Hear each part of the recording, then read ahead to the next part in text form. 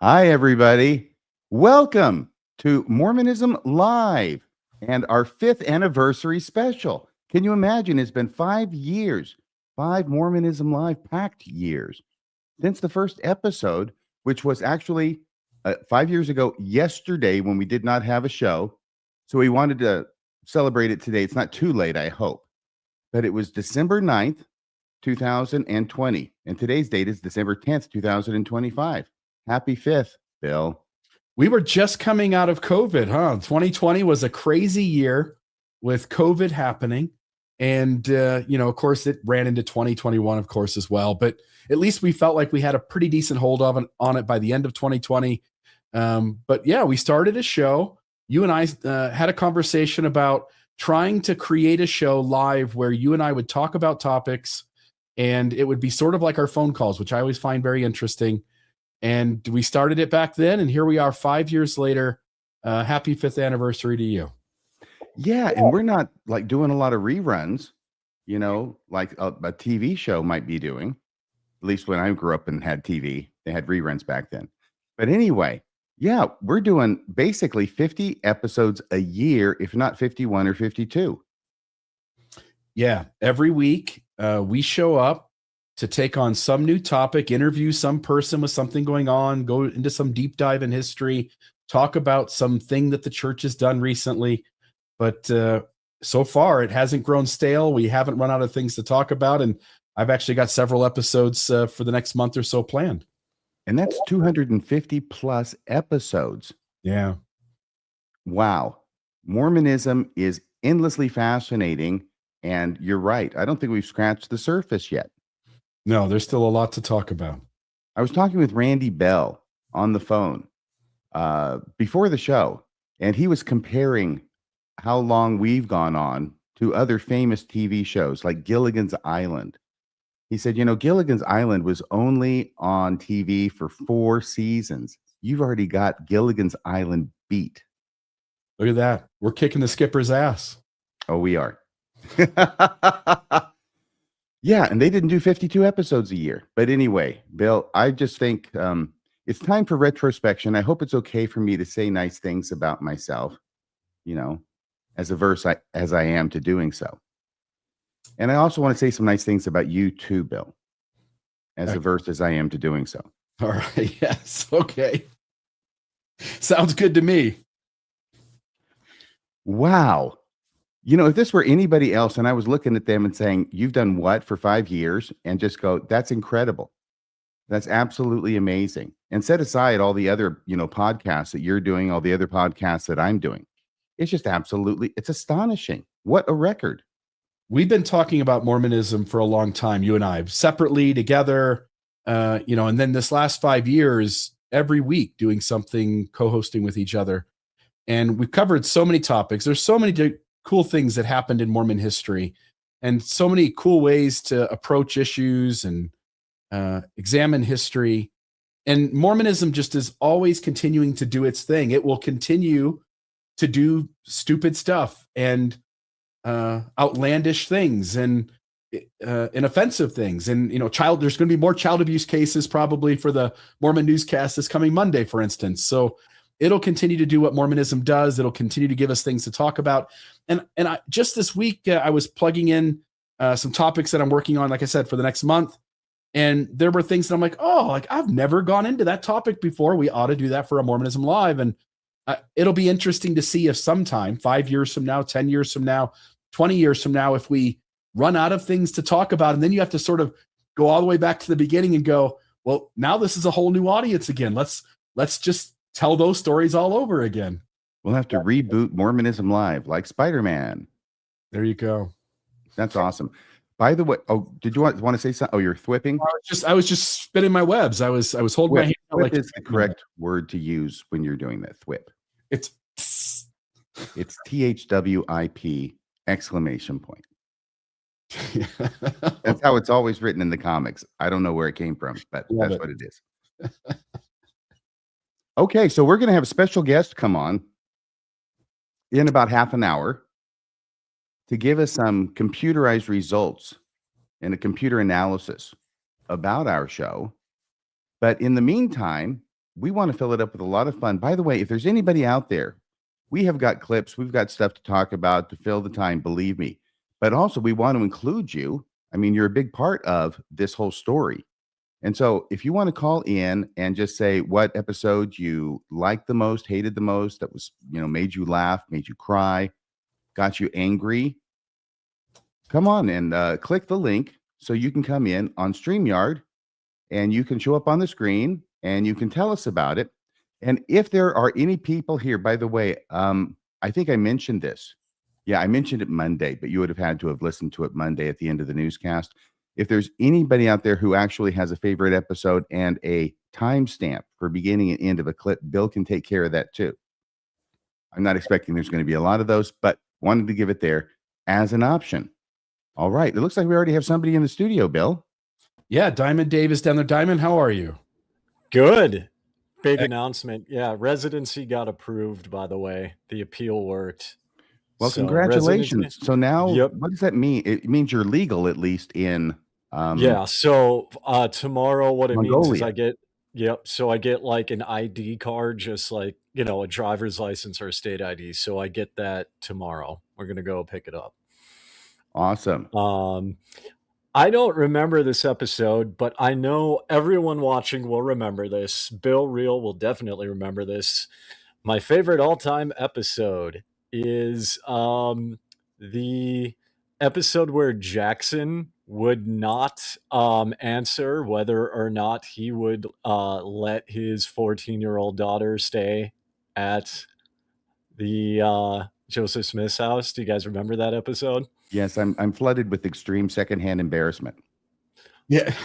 Yeah. I do have a quick question. Is his last name Washburn by chance? Yes. I think it was actually his parents' name. It's not by chance. Okay. Just wondered because I busted him in a lie where he Rebecca Biblioteca posted something in Mormonish podcast on Facebook and I got screenshots. But basically it's about how can someone sustain the first presidency? And then Jackson gave a runaround. And then I called him out saying, yeah, he did this on Radio Free Mormon. And he flat out says, I've never been on Radio Free Mormon. Oh, well, he had you on a technicality, right? Yeah. I even clarified this that. This is Mormonism Live. Down. Yeah, but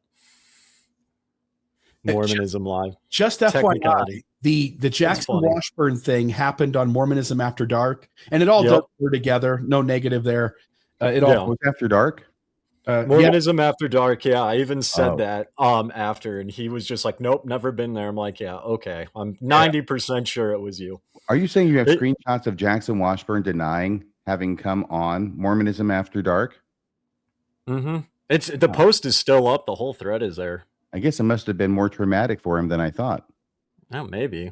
I just forgot about it. But yeah, that was my favorite episode just because like I know you guys did a lot of work in like really putting it together, right? And kind of doing like the deep dive. And then like Bill you guys like trying to do the good cop, bad cop thing, trying to get him to answer. You know what I mean? Like Bill was getting on his case and RFM was trying to gently guide him into just saying yes or no. And that still didn't happen. Yeah, well, Jackson will be Jackson, and we'll give him some grace for that because there's for sure on that side to be able to maintain a certain position and not to get caught with their hand in the cookie jar. So, but I do appreciate it, Simon. Thank you for stopping in. And anything else you want to say? No, that was it. All-time favorite episode so far. So appreciate it. Awesome. When you've done over 250, I forget some things. And when you bring it up, I do have a vague recollection of that happening and it being somewhat uncomfortable. But I'm glad that you were entertained by it. Oh, yeah. It was hilarious. Great day, my friend. Thanks for calling in. Have a good one. Bye-bye. He's official now. Yeah, just a note to the audience, but yeah, he's official Mongolian. Just a note to the audience, the StreamYard link is both in the live chat up on the screen and down below in the YouTube description. So if you just refresh your YouTube video right now, go down below in the description, you'll see the link there and you can join the show if you want to. Love to hear what you think the favorite parts are. thought the thumbnail we put up for tonight's show was pretty good. I really like the cartoonish figures of us. These are pictures that John Streeter made of us a long time ago that we've made use of over the years. Yes, patterned after Mad Magazine. Yeah, Mad Magazine. And somebody said, those don't look like those guys. And I'm like, oh, they look like us. I don't know who would say that. I definitely think you and I in those caricatures look a lot like the you and the me that they're supposed to. So, all right. Well, thank you. Yeah. I'm going to choose to take that as a compliment. And here's the very first episode. Now, I got to tell you something, Bill. Yeah. I went back in preparation for tonight's show, and I watched the first episode last night, beginning to end. Didn't do it 1.25 or 1.5. I did it at 1.0. The whole thing. And you know something? Yes. I was shocked at how good we are Yeah. together. Yeah, at this point, you shouldn't be too surprised. I think sometimes it's awkward. I think Mormonism After Dark maybe a little bit more so than the other shows, but I know I struggled a little bit early on. I felt like I did. Our thumbnail sucked, by the way. This was a new rendition thumbnail. We got some criticism for this. Somebody's like, you're going to show that? And, you know, if you're going to talk about Fair Mormon and TITS, I mean, if you're going to talk about TITS, you ought to, you know. What did you ought to? You ought to have the thumbnail represent Fair Mormon and TITS, and this did. I just want everyone to know this is before I learned how to make thumbnails. This is my responsibility here. I will take if the the FTC, if they want to hold us accountable, I will take the blame. It's a good picture of Cardin, though. Look at him. Yeah, he's still waiting for his left ball to drop. I know. I think that's his booking photo, actually. Yeah, it might have been when he took a knife on an airplane. Yeah. He was just testing the security to see if they could catch him. By the way, recognize, that show is made up of at least two criminals and a clown. Who's the other? Oh, Jonah. Barnes. That's right. Well, it's a good point. Have we run a criminal history on Brad Whitbeck? Because it's always the quiet ones. Yeah, anybody with a beard that big? Have you ever had a beard that big? No, it looks like he's channeling Charlie Manson. Yeah, he's hiding something under there. Oh man, good oh goodness. It's one of those beards too. It's a good beard in that it's got all the little like shiny spots and then matted finish spots. And so if you get the light on it just right, it's got like a little glimmer. You know, those guys pull that off. Not me. That's very nice. Yeah. So I have a clip, by the way. It's the very first minute or two of the very first episode 5 years ago, last night, that aired for the first time. And I was watching it a little bit later than exactly, 5 years later, but pretty darn close. It was on the same night. And I thought it was a trip down memory lane. And so here we are starting off. You'll note there's a few differences in how it looked back then versus how it looks today. And we'll talk about those a bit. All right, here it is.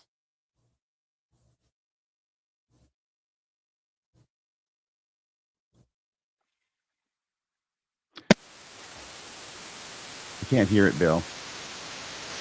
Hey, Bill. Hey, Bill. I just sort of hear a fuzzy thing. Yeah, let's try that again.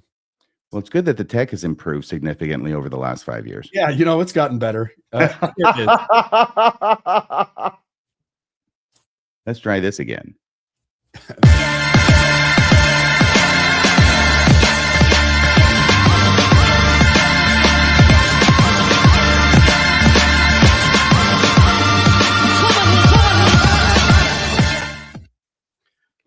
RFM. I'm excited. We are going to be discussing tits tonight. So I am really pumped. It's the only reason I showed up is you promised me you were going to show us some tits footage. And so I'm excited. I hope that we can explain that to our audience because we've probably lost about half of them already. We are starting at 6:20 Mountain Central or Mountain Standard Time, whatever you call it up there in the Rockies, in Utah, which I expect is where the majority of the viewership will come from.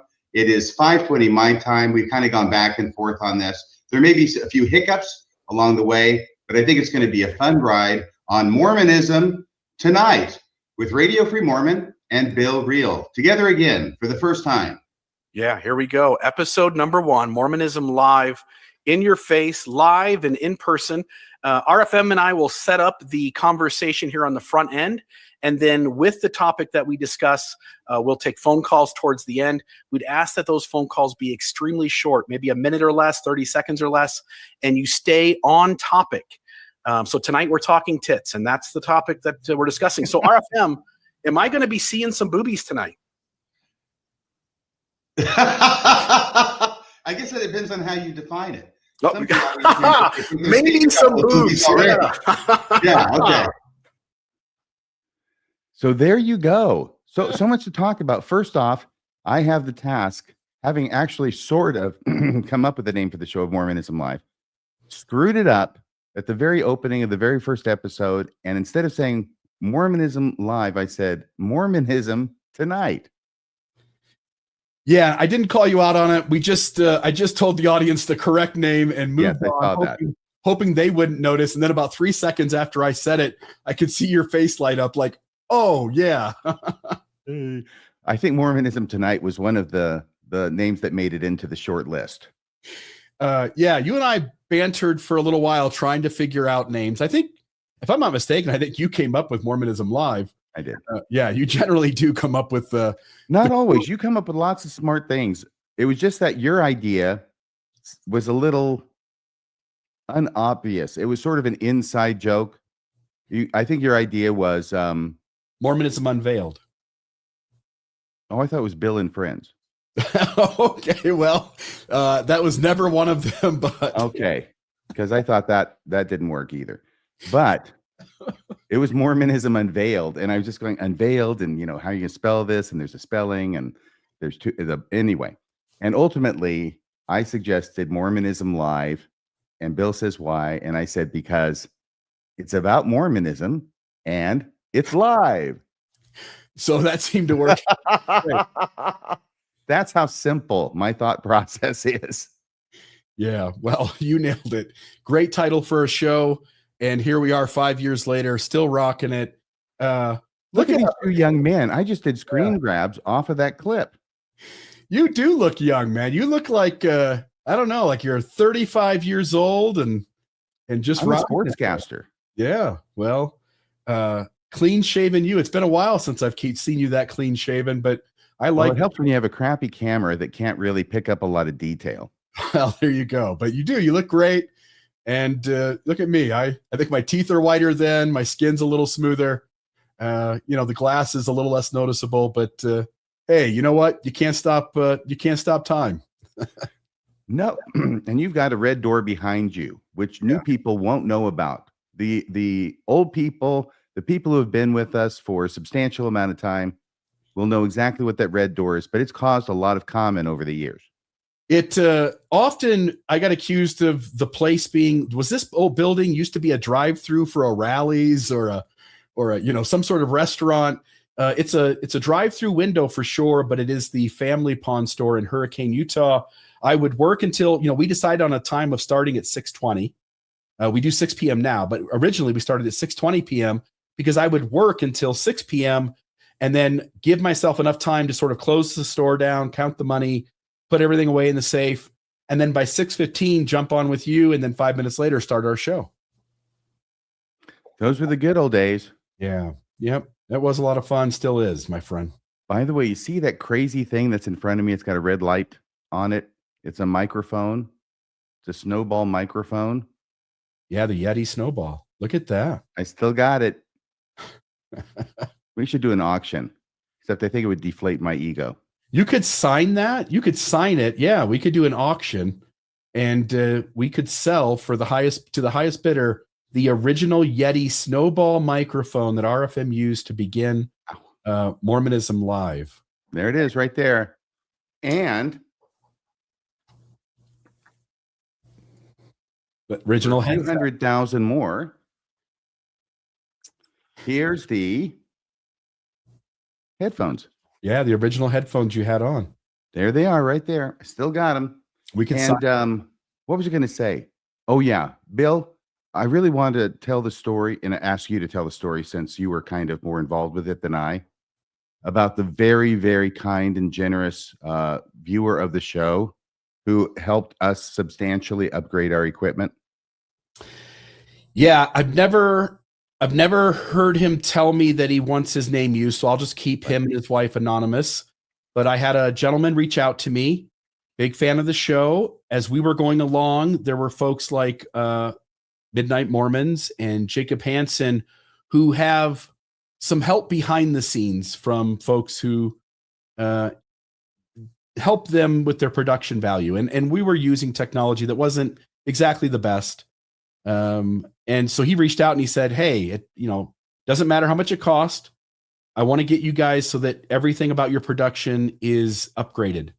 And so he ended up spending, if I'm not mistaken, it was about $7,500 per setup. So $7,500 for you, $7,500 for us, $7,500 for Maven at the time when she was working with us. And he paid for all of us to have roadcasters, high-end cameras, high-end microphones, high-end lighting for things.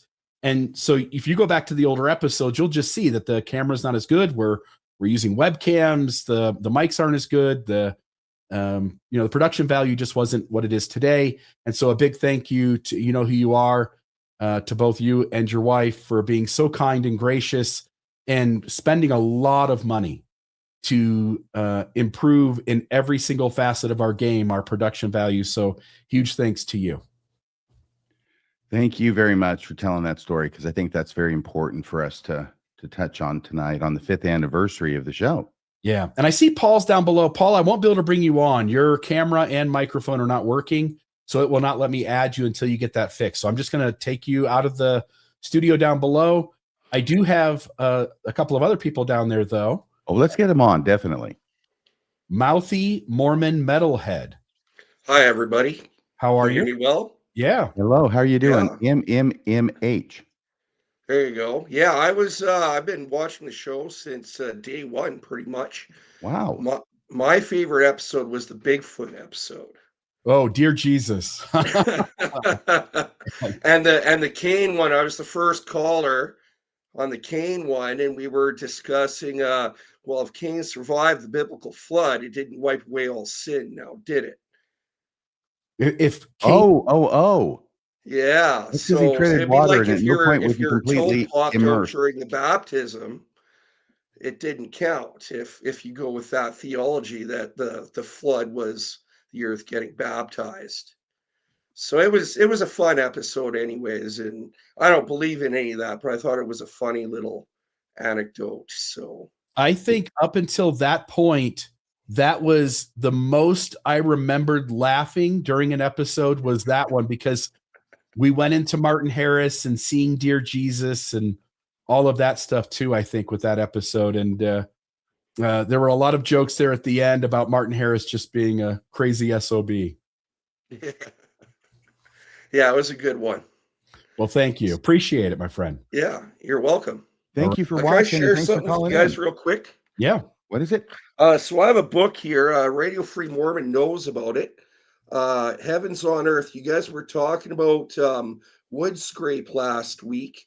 There's a group in here called the Woman of the Woods, and I think they were in the 1680s. They're very similar to like the New Israelites, or basically proto-Mormonism. It's on page 47 or 48 in this book. It talks about it. I just wanted to let the audience know about this group, and that there were groups like early on that were basically nothing that Joseph Smith comes up with is original. It could be derived from groups that came before. So I just thought I'd share that with everybody. Thank you so much. I appreciate it. You have a great night. Thanks for calling in. Yeah, you as well. Take it easy. All right. See you guys later. Bye-bye. Bye-bye. Well, there really is nothing new under the sun, as the preacher tells us. Yeah, you got it. We've got some rando down below, and I know Kobe, maybe I'll let you introduce him because obviously people know him. I don't mean it that way, but you and Kobe and I have had some conversations here in the last day or so. Maybe notify the audience what Kobe's on here for, because we're going to keep him around for a while. You've been talking to Colby the last few days? I have. I think you have too. Yeah, but I didn't know you had. Yeah, he talks to us separately. That way, if one of us spills the tea, then the other one doesn't know that, and they get blindsided. Okay, just remember he's my best friend. Okay. Yeah. I've done episodes on Saturday with him. I'm happy to, by the way, Kobe. I haven't been asked so far to do anything, with you, and I feel sort of jealous of RFM getting all your time. Wow, that was well played. Yeah. Okay. So many jokes I want to make right now, but I'll just let RFM introduce me. Hello. Hope it's not embarrassing when the parents fight. Orlando, Colby, how are you doing? The whole thing is this. First off, you can answer the question. How are you doing? I'm great. Thank you. Okay. But the whole thing is this, is that Colby is with us tonight because I am aware of his, he's really good, which means he's as good as anybody that I know in dealing with AI and feeding large amounts of information into his AI machine, which I think he's sort of trained to think like he thinks, and I appreciate the way he thinks, which is why I thought of him to do this. True story. And to put in some information about Mormonism Live, exclusively this show for the 5th anniversary, and see what it is that the computer overlords have to say. Yeah. Yep, that's exactly what you asked me to do. So I thought we could bring up on the screen first. This section comes first, and I know you added some things to these. And then I think the main thing that you're bringing to the show tonight is the next section after this one. So we'll keep you on here for quite a while. But most watched episodes, I thought it would be interesting to tell the audience what the top 5 episodes were in terms of views. And I also put down the information of new subscribers that joined the show because of that episode as well. So folks might be surprised. The number 5 most watched show that we've ever done is this episode of The Religion Business with Nate Apfel, director of The Religion Business. And this got 38.2 thousand views. It's actually a 38.4 today. So another 0.2 thousand watched it. And because he's back in the news a little bit, so people are searching this up again, and it's actually getting some fresh views larger than other ones. But 38.2 thousand views to this episode. We got 130 new subscribers from this one. This was a big deal. So there's that. It's got a little explanation. Do we want to read that, or I'll leave it up to you guys? If you could synopsize it, that would be great. I'm only thinking in terms of what there is left to get through. There's a lot of stuff to get to. So The Religion Business, we sat down with Nate Apfel, who essentially went around to various religious community systems and tried to get them to sort of expose whether they were healthy systems or unhealthy systems. And he had a ton of recorded footage and interviews with people and commentary on a lot of unhealthy systems and what makes those systems unhealthy. And Mormonism was only one of the systems that was covered, but it got its fair share of time. And we gave Nate a chance to promote the documentary and to share some clips with us, which I think was a really fun night and quite funny in places too. It was. We have a clip from that episode. And by the way, Colby, if you want to say anything about it, please do. No, I enjoyed this episode. Wasn't Randy Bell also on this episode? He was. Or am I? He Okay. was. I was going to say, I thought I remembered that, but no, I really enjoyed this episode because the limits of the First Amendment is something that I'm really interested in. I think it's actually one of the most pressing legal issues that we kind of have to figure out as a country. And this episode was great on basically just talking about the common themes. And actually, this episode wasn't fully about Mormonism. It was actually more about other religions and how Mormonism fits into this overall kind of ecosystem. So it was a great one. Yep. So here's that clip. On the tarmac. So we were just parked on this runway. And sure enough, Who would have that's guessed he'd be taking off right then? well, yeah. It's an inactive runway right now because it needs to be resurfaced. But yeah, Mhm. so that's where this clip comes into play. This is like an Area 51 moment. Yeah, I hope it Carrie really was. Schurz is watching. Yeah. So are we ready to do this? And hopefully this will work and the audio will go. So the first part we watch here is the first clip that we're looking for here. Okay, here we go. We got somebody looking now. Yeah, we got it.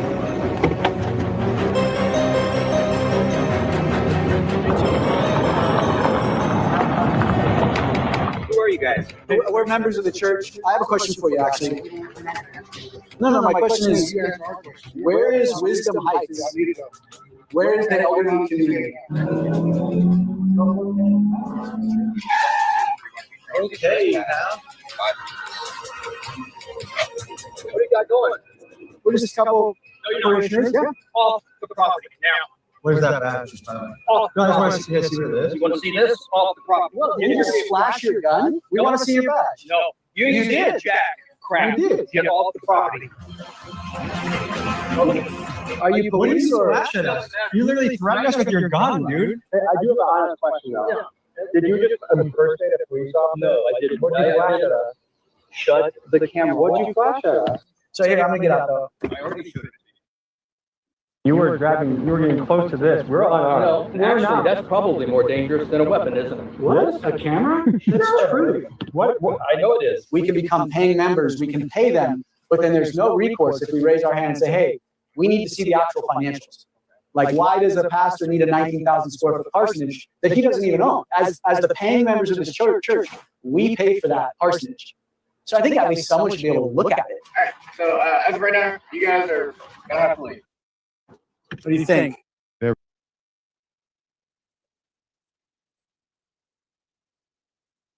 Oh, I'm so sorry. It's over. It's just us again. I was so busy watching us there that I forgot. Okay, never mind. I actually thought there was a little bit more to the clip, but that's all right. That was plenty. That was the action-packed clip that I really like so much from that show. It's so telling to me, the worldview where someone would compare a camera to being more dangerous than a gun. I think it's in Orwell's 1984 where he says truth is treason in an empire of lies. And I just think, like, what is your worldview that you think open disclosure of what you're doing is more dangerous than a firearm? It's very telling, isn't it? It is. I think it's 1984 that also has the line, "You sit on a throne of lies." Isn't that true? I don't think that comes from Orwell. I think it's in there. I don't think you've made it all the way through yet. Maybe Farrell, but not Orwell. It's in the back there. Okay. Yeah. Yes, Bill? Yes, Bill? You're muted, Bill. That guy did impersonate a police officer and he did flash a gun. That's a little crazy. You're so loyal to your system and defending your preacher that you're willing to pretend to be law enforcement in order to intimidate two guys to get the hell off the property. When the security guard goes, imagine a moment where a security guard grabs a cop's arm and says, "You've gone too far, buddy." Yeah, you need to back off here. Back off. We got this under control. Junior. That security guard said, "I think what you're doing is illegal. You might want to back up." The line I like the best was after her, but he says, I got to ask you a question. Did you just impersonate a police officer? That's why, for people like that, cameras are more dangerous than guns. Yeah. The second episode that was most watched was our episode on the second anointing. Mm-hmm. And 46.6 thousand views, 239 new subscribers from this episode. And we have a clip from this one too. The great thing about this episode, Bill. Yes. 239. If you subscribe to that episode, you can never, ever lose your subscription. Hey, before you play this clip, can I ask you a question about the data you pulled on that, Bill? Okay. Do you have because your show's more, doesn't it? Your show's more views. No, actually, that was just a setup to a joke. Bill, have you received your second anointing? What am I supposed to say, RFM? I've not been given permission to disclose. I don't know. These are sacred We things. have been counseled not to reveal our most sacred spiritual experiences. Obviously, I haven't received it, or else I would know what the hell I'm supposed to say in these moments. Maybe you just haven't practiced it enough. Nope. No time ever has a woman laid hands on my head and given me a blessing, and apostles have washed my feet. Never You haven't lived. So I changed, by the way, just preparing for this episode tonight, I went in and I saw, the old thumbnail, and I thought, oh, I wonder if we could refresh this a little bit and start picking up some views again, because it's been pretty dead for months. And so I ended up asking AI if it would create an image of the second anointing. And it's got, 2 Peter priesthoods, clean shaven. They could go to BYU with those styles. And then there's the guy sitting, and I noticed that I didn't ask it to do this. It chose to use the pitcher in the basin that you do get used on you in the second anointing, and you get to take home and put on your fireplace mantle once you've received it. Allegedly. A lovely parting gift. Allegedly. Yeah. So here's that soundbite. This idea that the church is hiding something, which we would have to say as 2 apostles who have covered the world and know the history of the church and know the integrity of the first presidency and the quorum of the 12 from the beginning of time. There's been no attempt on the part in any way of the church leaders trying to hide anything from anybody. Now we've had the Joseph Smith papers. Ladies and gentlemen, boys and girls, children of all ages, we proudly bring to you Mormonism Live.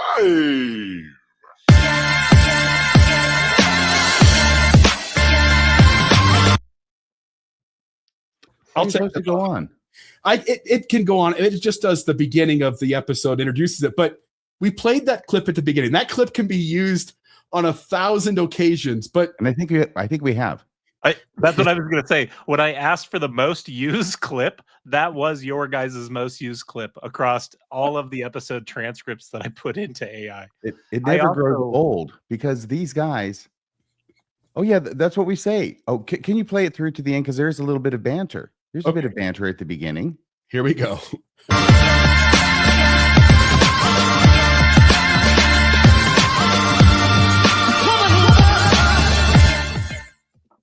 Radio Free Mormon. Here we are again, another episode, Mormonism Live. And today we are talking about the thing that is unspeakable. We are going to talk today, my friend, about the second anointing. What do you think about that? Well, I think that's really interesting, because I felt like appending to what Elder Ballard was saying. We've never hidden anything from anybody except for the second anointing. Yeah, not a damn thing have we hidden in this church. As these 2 guys know all the history of the church and the workings on, and all these leaders, not a damn thing. No, the second anointing is a classic example of something that they know about, that they're hiding, and that they have taken steps to make sure that members don't know about it. Yeah, why don't we start off? Let me say this too, by the way. I'm just going to go to. And there we are. They tell you they haven't hidden anything. And literally, we've pointed out over the years probably 1,000 things that they've hidden. Even before you get to the fact that he's obviously lying, on its face, what he says is so ridiculous. Knowing the integrity of the first presidency since the beginning of time. That didn't age well. I know he was old, but he wasn't that old. I mean, when someone's so willing to tell you that they know for a fact things that they can't possibly know, it's pretty revealing in and of itself, isn't it? Yeah. Adam had to wait a while to form his first presidency. Knowing the integrity of the leaders all the way back. Yeah, bullshit. Since the dawn of time. You see, I think he might know the integrity of the leaders of the church, but I don't know why it would lead him to that conclusion. I know the integrity of the leaders of the church too. Wow. Okay, so what's the next one, Bill? Yeah, I'll just say that obviously most people who watch this will know what that was about. But if you did not see that episode, we went into, I think, essentially every single thing we could know about the second anointing. And so that was a great episode early on. The next one, this is the 3rd most watched episode. This was, I'm trying to think offhand, Latter-day Saint Insider exposes secret surveillance And the money quote here was print and send the image to his stake president. And this was Kate. She used to work inside church headquarters. She is the person who handled my disciplinary process by sending the picture of Elder Holland. She printed it off. I think she printed it off in black and white first. She's going to tell the story in the clip. And I'm going to ask good. you how, and when we're done with the clip, Bill, I want to ask you, how does it feel to have this circle closed, at least in this way, to having on the show the person who was working for the SCMFC and was directed to send the document that got you excommunicated to your stake president for action? Yeah, let's play it first. I'll just note 58.2 thousand views, 240 new subscribers. So here is that clip. Is that they're up to. They must know that, though, when they get a file full of stuff that's highlighted, like maybe, I don't know. Have you ever seen a picture of this man before, Kate? The one on the left?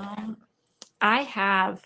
So once upon a time, I was sitting at my desk in confidential records, and my manager told me to, well, the name Bill Reel came up, and I don't remember exactly how it happened, but basically my manager said, this guy is on Facebook. That's where it came from. That they didn't even mention the podcast. They just said, this guy is on Facebook sharing images that show that Jeffrey R. Holland is a liar. And he said, I need you to print out this picture and also, the regular letter that you would send to the stake president. And we need to tell the stake president that this guy probably needs to have a disciplinary council. And so I printed out the picture, the liar and the liar picture, and I got it ready, and I showed it to my manager, and he said, oh, you printed it in black and white. He's like, I actually want that in color. He's like, I want the stake president to see the red lettering stamped across his face. And he's an interesting guy, but he's like, for the record, I wanted it to be sent to the stake president in color too. So she wasn't doing anything that I wouldn't have wanted done. yeah, I want it in his face, like that he's saying that Jeffrey R. Holland is a liar. Like he can't be doing that, And so I printed it in color. What was that? In my defense, he did lie on multiple occasions. I wasn't lying about his lying. I was telling the truth. You can't do that. You can't tell the truth about an apostle's lying. Telling the truth is no defense at a church disciplinary hearing. Even if he lied, Bill. Even if he lied. Yeah, I asked, even if he lied? Even if he lied was what the stake president told me. Even if he lied. Like you can't call an apostle a liar even if he lies. And Bill's stake president agreed that Jeffrey R. Holland had lied. Yeah. Yeah, that's crazy. So I think it was the boldness with which you were saying it. I remember my manager was just like, members cannot just be out here saying he's a liar. And I know a really big part of this, Bill, is you had a number of Facebook followers at the time. And I think that's what my manager was most concerned about is he's like, listen, he has a big following of people. He's saying that this apostle is lying and that we can't have that happening. Like a member can't be doing that. So anyways, I ended up printing it again in color and I sent it to your stake president, Bill. And it's so crazy because I didn't even remember really that had ever happened. Because again, 40 hours a week in confidential records, this maybe was 30 minutes of my day, maybe an hour of my day. And then I never remembered your name again until I saw Rob, who was on your show recently. He talked about Cultural Hall. What was that? Cultural Hall. Cultural Hall. Yes. He mentioned Bill Reel, and I said, oh, I remember that name, and I remember exactly what I was doing with with Bill. Like it all came back to me at once where I was like, oh my gosh, I had to print that picture of Jeffrey R. Holland. And like, I immediately Googled or like looked you up, Bill, just to make sure I wasn't crazy. Cause I was like, am I remembering this wrong? But no, I found the Jeffrey R. Holland picture. I saw your name again. And I was like, this is it. This was the guy. And it all came flooding back to me. You were just a statistic, Bill. You said you had a question about what is it like to sort of know on this side of things that, you know, here's Kate working for the church. She's working in some tangential entity associated with the Strengthening Church Members Committee, I think now known as the Social Media Listening Team. That's soft. But just to note, I just had in the last week or two, two different people come up to me and say, Bill, I listened to your disciplinary court on the internet. It played a big part in my deconstruction. And so this whole process of, you know, RFM, you on Radio Free Mormon, you were the first one to play the disciplinary court that was recorded. And in that whole process, I kept putting all the paperwork up. I took the process of disciplinary action against me very seriously. And at every turn, I, you know, tried to take advantage of the way that is articulated in the handbook and sort of press them to make it as fair for me and to give me as much ability to say, you know, my side of the story. I got an hour to speak. It all started from this. It all started because I put out this episode. I had recorded it sometime before. I don't remember what, but it was at least a month or two earlier, maybe longer. I knew this would get me excommunicated. I knew it would. And I just waited. I put it, you know, I had already had the episode recorded. I had it in the queue, ready to go. All I had to do was hit publish. And I waited for the moment when I was like, you know, if they X me, I no longer care. This church has no redeemable quality in as far as I'm concerned. And there's nothing they can do to fix any of this. So I'm just going to publish it and take my chances telling the truth and see if you're allowed to tell the public that an apostle is a liar when in fact he lied on multiple occasions. It's a strange thing to sort of watch that happen. And it's kind of cool to see Kate go, yeah, I remember that guy. And I'm the one who sent the color photo to the stake president. The other thing I was surprised by that Kate says in that clip that I'm looking at with different eyes today is she talks about how it was your following that you had on Facebook and to your podcast that kind of, she didn't use this phrase, but like the church felt like you had forced their hand in that sense because you had a big enough following. And I just have noticed in the last couple of months how many of these little apologetic channels have popped up.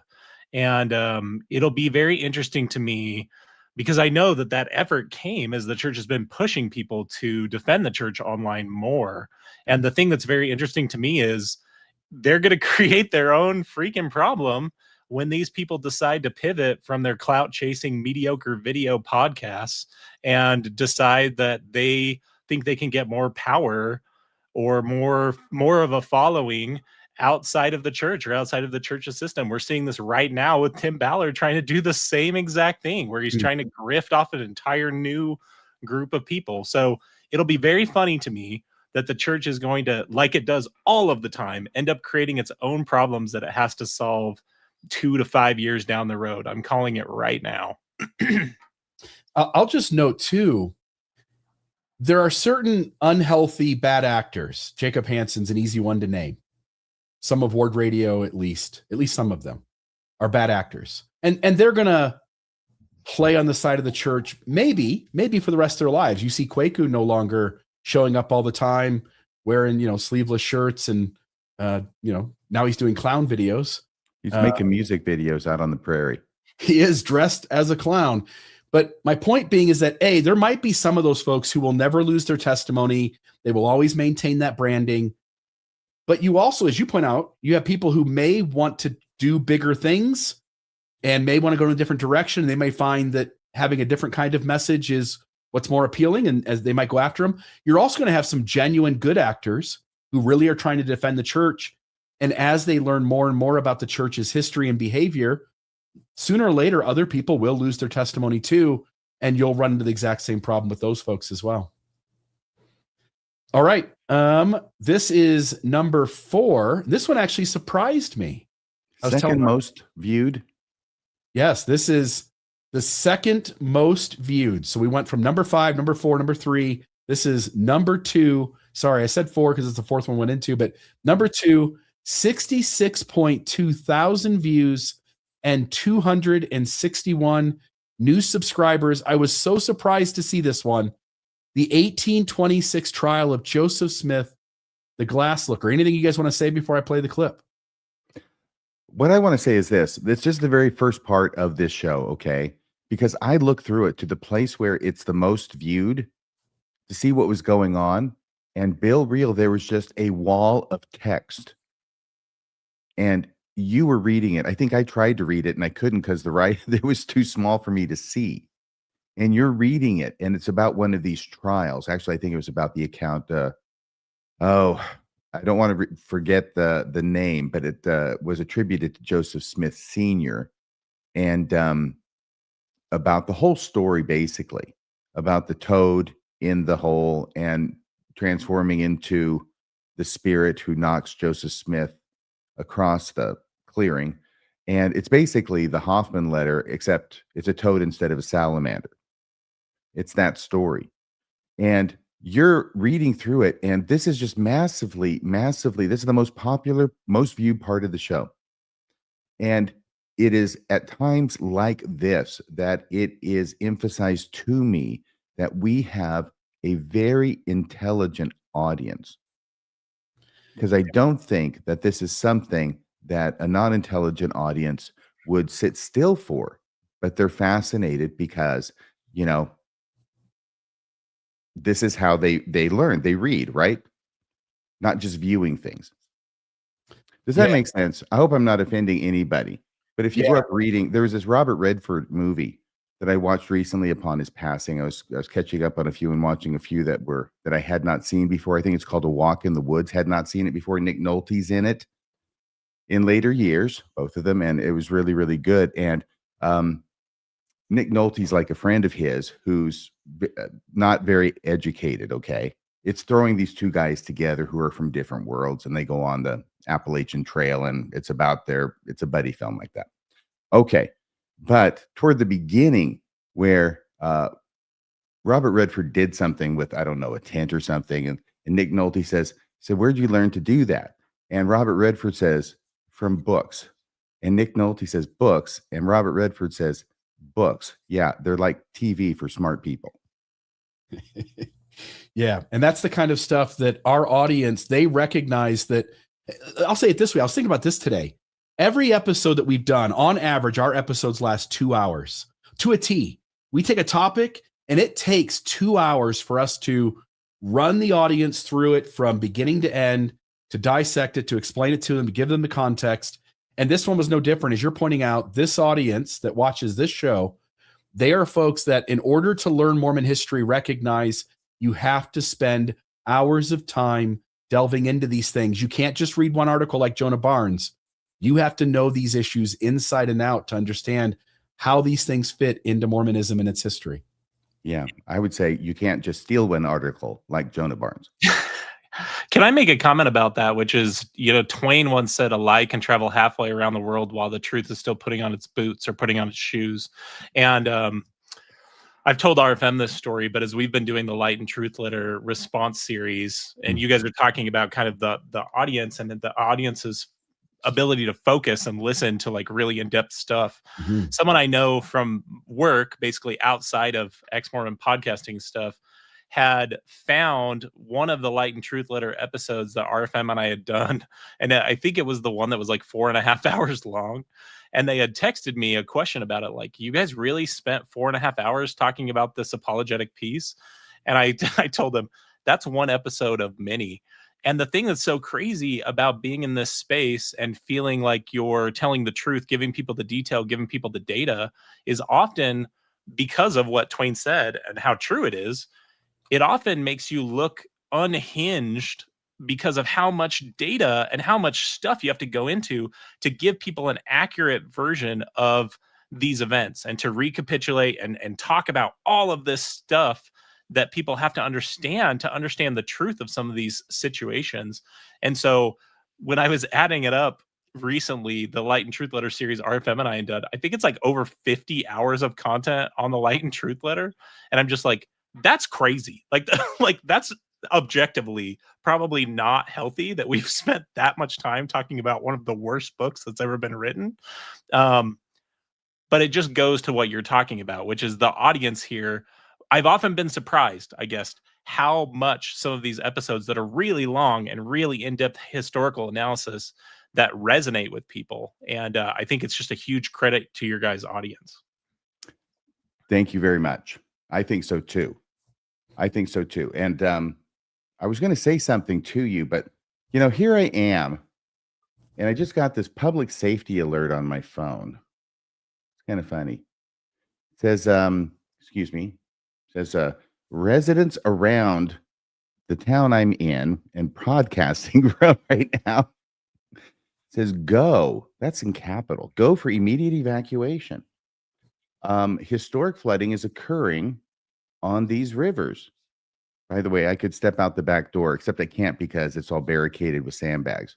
If I could step out my back door, I could huck a rock and hit the river from here. So there's a lot of stuff going on. Roads may be closed due to high water. Plan your route to high ground away from the river. Do not wait. That's all in caps, but there's no exclamation point at the end, so I don't think it's that urgent. And then it says, see, this address for more information.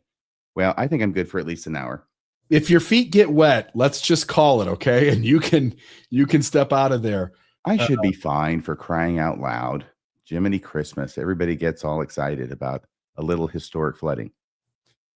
Yeah. I'm trying to think offhand. There was something I was going to say too, but anyway, I will note just somebody did put Braden Sorensen put $9.99. I feel like a Breaking Bad-esque show could be made about Joseph Smith, showing the transition from small-time treasure digger to criminal harem building religious leader. Just need the right crew. I've thought that for a long time, by the way, and we've all said it before. We've been in discussions where it's been mentioned.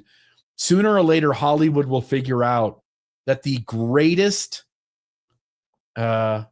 Yellowstone-esque kind of TV series that could be shown is to tell the history of Mormonism honestly.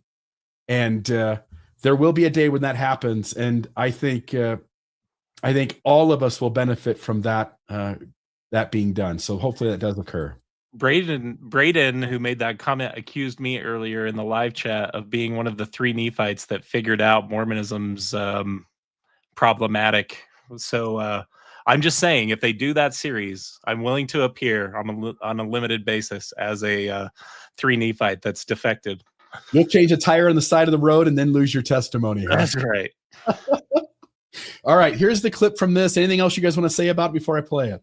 No, but this clip is to show what things can go wrong when you're doing a live show. And we'll talk about the fun and perils of a live show after the clip. Yeah, here it is.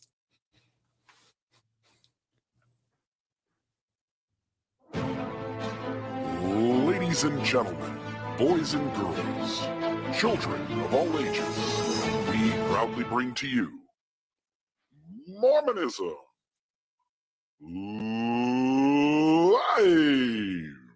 Shut up and sit down.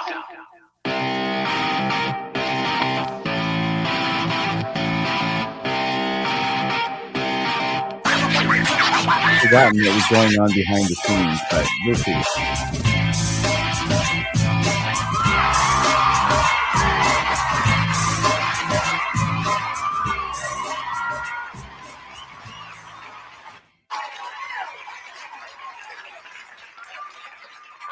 All right, folks.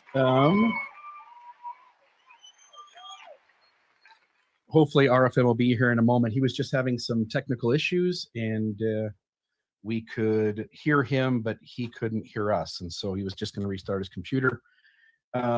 We will get to the end of the show and we'll announce the winning t-shirt design.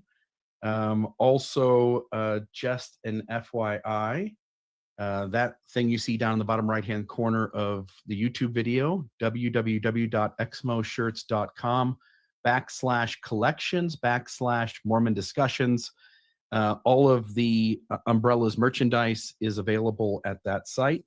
You're welcome to purchase things. The winner, the winning T-shirt, which we'll announce at the end of the show, it will not be in the store until after either the episode is over, or at least before the start of next week's episode. So if you're looking to purchase that, we'll mention it again next week for the 100th episode. And maybe just, I was going to talk to RFM if he was in here. We're going to talk to him about that. My wife and I got some new bowling balls, and we've loved bowling for years, but we just recently bought our own bowling balls to use. In the last couple of days, we've gone out a few times and played, and we're just having a ton of fun. I was going to see if he had any stories to tell about bowling, but without that, we should probably jump right into the show. And so if he jumps on here later, we'll maybe stop somewhere in the show and talk about that for a moment. But let me get this off the screen. What you're seeing on the screen is a trial depicted by the LDS Church, Joseph Smith on the right. I don't know which one of the trials this is, but tonight we were going to talk about the 1826 glass looker trial. Okay, and I actually do come on right about there. Okay. Apparently, I'm the only one who finds this hysterically funny to watch you without me there, muddling through as best you can. And you're such a trooper. You're such a brave soldier. Yeah, it's a twofold problem. One is that when it's your week to prepare the show, you sort of have some things you want to say at the very beginning to sort of help kind of segue into the episode. But also, I'm trying to buy time for you to get your damn computer restarted. And it's the thing, we were saying this before the show started. This is a live show. When we started this back in 2020, we said, let's do a live show, give people a chance to call in at the end, allow this to be about viewer interaction and live comments and all of that. When you do a live show, unlike Ward Radio, unlike Jacob Hansen, you can't get rid of the coughs, you can't get rid of the mistakes. You say something wrong and you get corrected. But it goes really south when one of us is having technology issues, and it's happened to both of us in the past. And here we are supposed to start the show, and I'm sort of debating in my head: do I start the show without him? Do I buy some time and wait? Let me just do some small talk. But at the end of the day, it's not a fun thing when it doesn't go quite as planned. Well, there had been obviously other live podcasts that had been done in this space, but we call it Mormonism Live because I think this was the first recurring show anyway that was live. But we knew it was dangerous when we signed up for it. And that is one of the things that makes it so fun is the immediacy of it. It's the difference between going to see a play at the theater versus seeing a movie on the screen. One, you're seeing the director's final thing, and it's always going to be the same way. No matter how many times you see it, you may see new things in it, but that movie's always going to be the same. Nothing's ever going to get goofed up. There's no real live people there. And when there's real live people there, it creates what I think I already called as this immediacy, that it's only with theater and things that are live. This sort of approximates both, but we're definitely on the live side. Yeah. The number one show, and I imagine, I know somebody in the audience said they could guess what it is. I'm sure a lot of you could guess what it is, but the number one show in terms of views was this Sister Wives, Cody Brown, an exclusive interview with the Sister Wives TV star, Cody Brown. He's an acquaintance of mine, a friend. He's a friend of Chris Bloxham's, and Cody, I don't know what happened, but Chris and him had a conversation, and Chris said, you got to go on the show sometime with Bill and RFM. And he goes, oh, I would do that. And so we brought him on. My funniest moment from this episode, I'll just say it. Funny. And by the way, we advertised this a bunch. We knew we'd get a lot of people who watch the show who have no idea even that much about Mormonism, more or less Mormonism Live and Radio Free Mormon and Bill Reel. But there's this moment where he says something he wished he hadn't said. And he asked if we'd be able to edit it out. And I chuckled because Cody, we're live. I mean, what you just said it's here, it's stuck, it's in the show. There's no taking it back. I think he had criticized maybe an in-law or something and wasn't really happy with saying that. But that's what you get with Cody. He's a little charismatic. He loves to be saying things, and sometimes he'll say a thing that he sometimes wishes he wouldn't have said. But it's his life. We all do it from time to time. I think Full disclosure, I think this is the one episode of Mormonism Live I haven't watched, and it's the Really? most viewed one. Yeah. Yeah, and there are other people doing shows on our shows and getting tons and tons of views, like some psychologist who's going to, psychoanalyze. Cody, apparently there are legions of people who like to dissect every word that comes out of his mouth. And so, it was okay by me. I just didn't know that that was a thing, but apparently it is, or at least was. And I did a clip here, Bill, and the clip I did is where you have just asked him whether he's going to get married again. You've sort of been hinting at maybe he will, but he goes, no, can't talk about that. Okay, we'll play that. 108.4 thousand views, 687 new subscribers on this episode. This was so much bigger than all the other ones we had done, and so here's that clip. Bill, before we play the clip, he did come in with certain, there were certain conditions, and there were certain things that could not be talked about, and maybe that was one. I don't know, but so we knew that, and the reason why is because they filmed a bunch of stuff, and they don't want spoilers being leaked on Mormonism Live or any other place, I suppose. Yeah, and we wanted to be gracious to him. I mean, he's controversial in a lot of places with people that watch the show, and we got a lot of criticism from folks who wanted us to really ask super pointed questions that would cause offense or embarrassment, and that just isn't the appropriate way to handle it. It's the same way when, if we have Dan McClellan on, we're not going to just give him hard questions to keep pinning him down about his testimony. Do we have Jim Bennett on? I'll usually throw a question or two in to try to get Bennett to stretch himself a tiny bit, but I'm not going to sit and just insult him by continuing to push him. And I thought we had a very good interview. I thought we went into a lot of questions that the folks who watch the show would want to know. And I thought we did a really professional job on this one. I'm really proud of what ended up being the final product here. I thought we did a great job too. And here, where he's now saying I can't talk about that, I took the opportunity to come in from the side and ask him this question, and got him, to my surprise, to admit that he doesn't really believe in the first vision anymore. Yeah.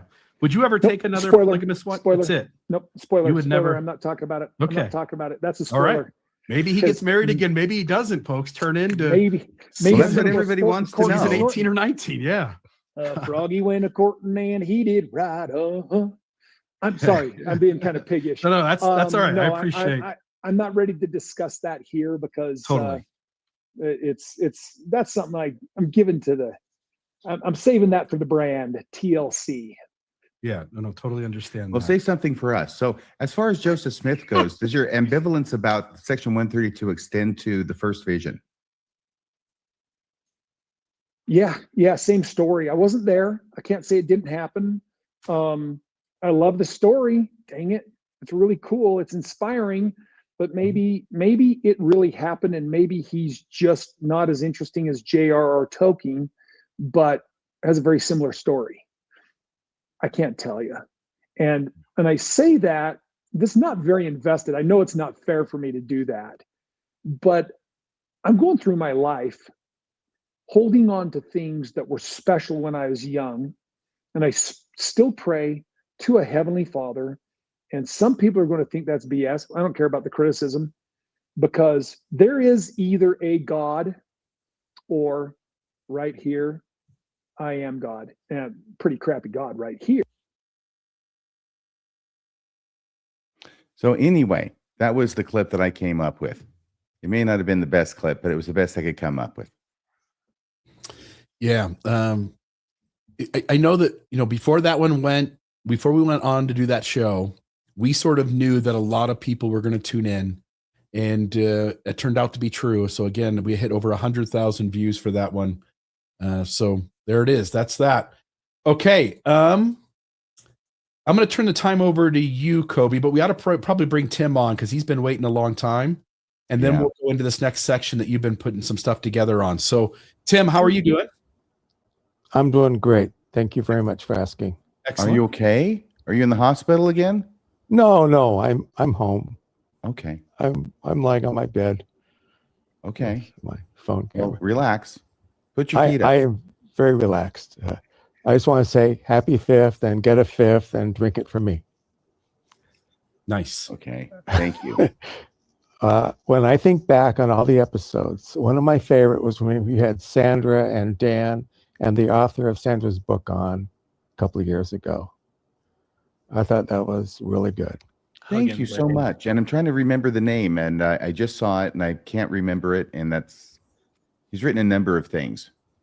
Yeah. Ron Huggins, I think is his name. Yes, right? yes, very good. Rando. Ron. Yes, thank you. And Colby and I match. We're both wearing flannel. That's how Tim, you can that's tell he's my one of the brand. three. Tim, that's my brand. It's one of I the know. three Nephi brand. That's right. Anyway, I just wanted to congratulate you and thank you for all the good work you're doing and the people's lives are changing. I appreciate it. I also did like the meeting with the 3 idiots from Tits in that church years ago. In November of 2021, the great Yeah. debate. They're still The great walking debate. funny. Yes. And that's the one. Was that this episode? I'm vaguely Yeah. trying to figure out which episode it was, but Sandra Tanner, Queen of the Anti-Mormons. I think that was it. There you go. Yeah. It might have actually been a different one, but I think we've had her on twice. And there was another one that was about the book, which was Lighthouse, right? I'll look that up. I'll see if. Yes. Yeah. Yeah, I think it's we called might have had it. Yeah. It's Lighthouse. Yeah. But regardless, yeah, very, very. We've been so fortunate and blessed to have so many people on the show who have done interesting and amazing things and are not just randos, but really accomplished something in their life. Colby. Yeah. I'm sorry. Like debating Jacob Hansen. Well, thank you. Jacob Hansen he'll debate anything in the world except for you. Oh, we just have to bring that up, don't we? Well, thank you for slumming it with me. Thank you for slumming it with me, the rando. I saw he was debating somebody on the Trinity. Like anybody even cares about that anymore. That even puts God to sleep. Debating the Trinity. But he's not going to debate you. I saw it come up in my feed and I immediately sent it to you and Colch, I think, and saying, well, it looks like he's back in the business of debating. Yeah. That guy. Debating somebody he knows he's safe with. Not Yeah. Well, how much damage can somebody do to you when you're debating the Trinity? Exactly. He can take out 1/3 of you.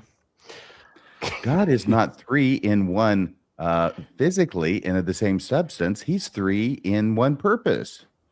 A God without body parts or passions, who sits on the top of a topless throne, who centers everywhere and circumferences nowhere, who fills the universe with his heart, spirit, or whatever. And he's got claws like a bar. A bar.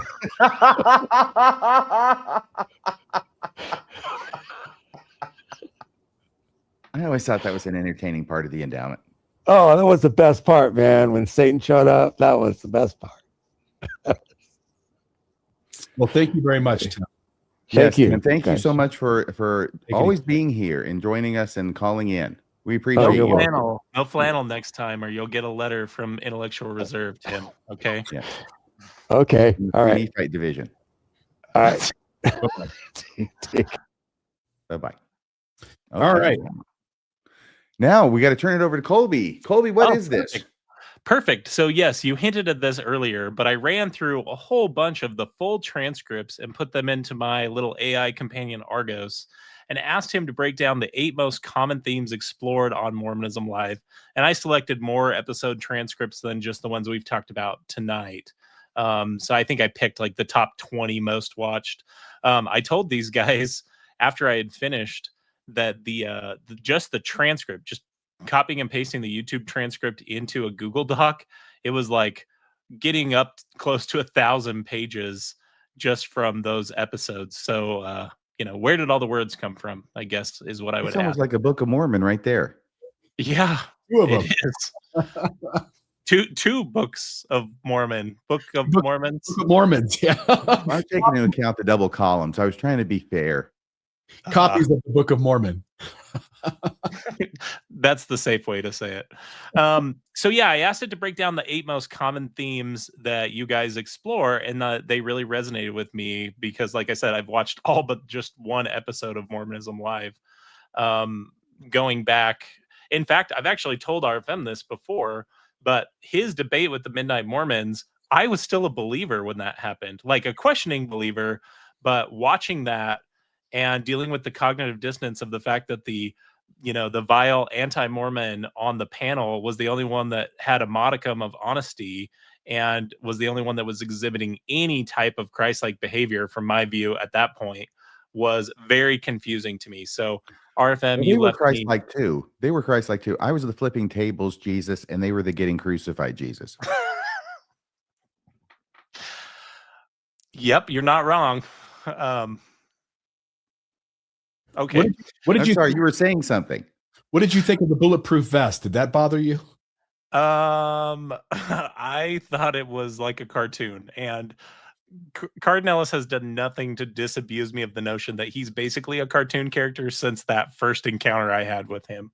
He's not I even will really a say, good cartoon character. He's kind of like Hanna-Barbera. yeah, yes, the knockoff cartoons. I will say the one area I find Cardin more palatable than folks like Jacob is at least Cardin doesn't pretend not to be a cartoon and a hack and a cloud shark. Anyways, pivoting back to much more interesting conversations than A those. man, hang on a second, like Dirty Harry said, a man's got to know his animations.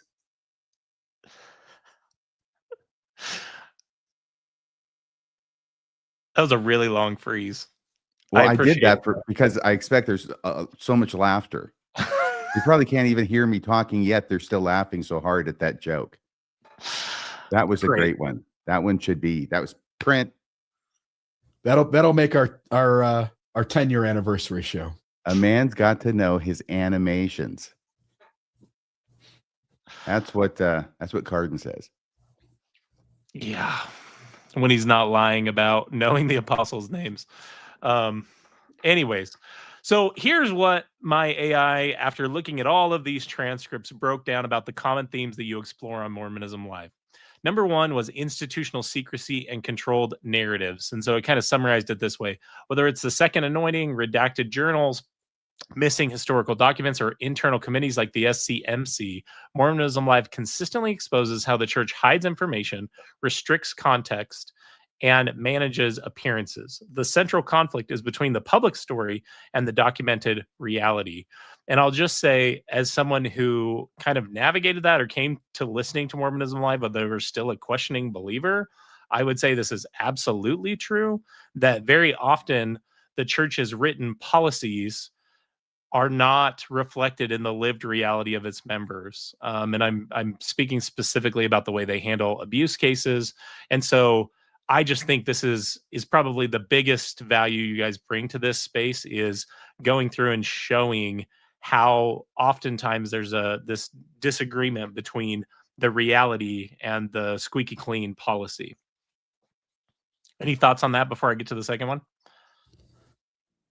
I'll only say that's what I'm most proud of about the work of RFM in Radio Free Mormon, me with Mormon Discussion, and the two of us working together, is that it really is just it's over a decade at this point of trying to show the history, explain what's happening, walk people through it in such a way that if someone has any ability to, like, I want the truth, I'm not looking for belief persistence or confirmation bias, I just want to know what really happened, that they will sense pretty quickly that this show and the folks that are on having these conversations, namely the two of us, are the truth tellers.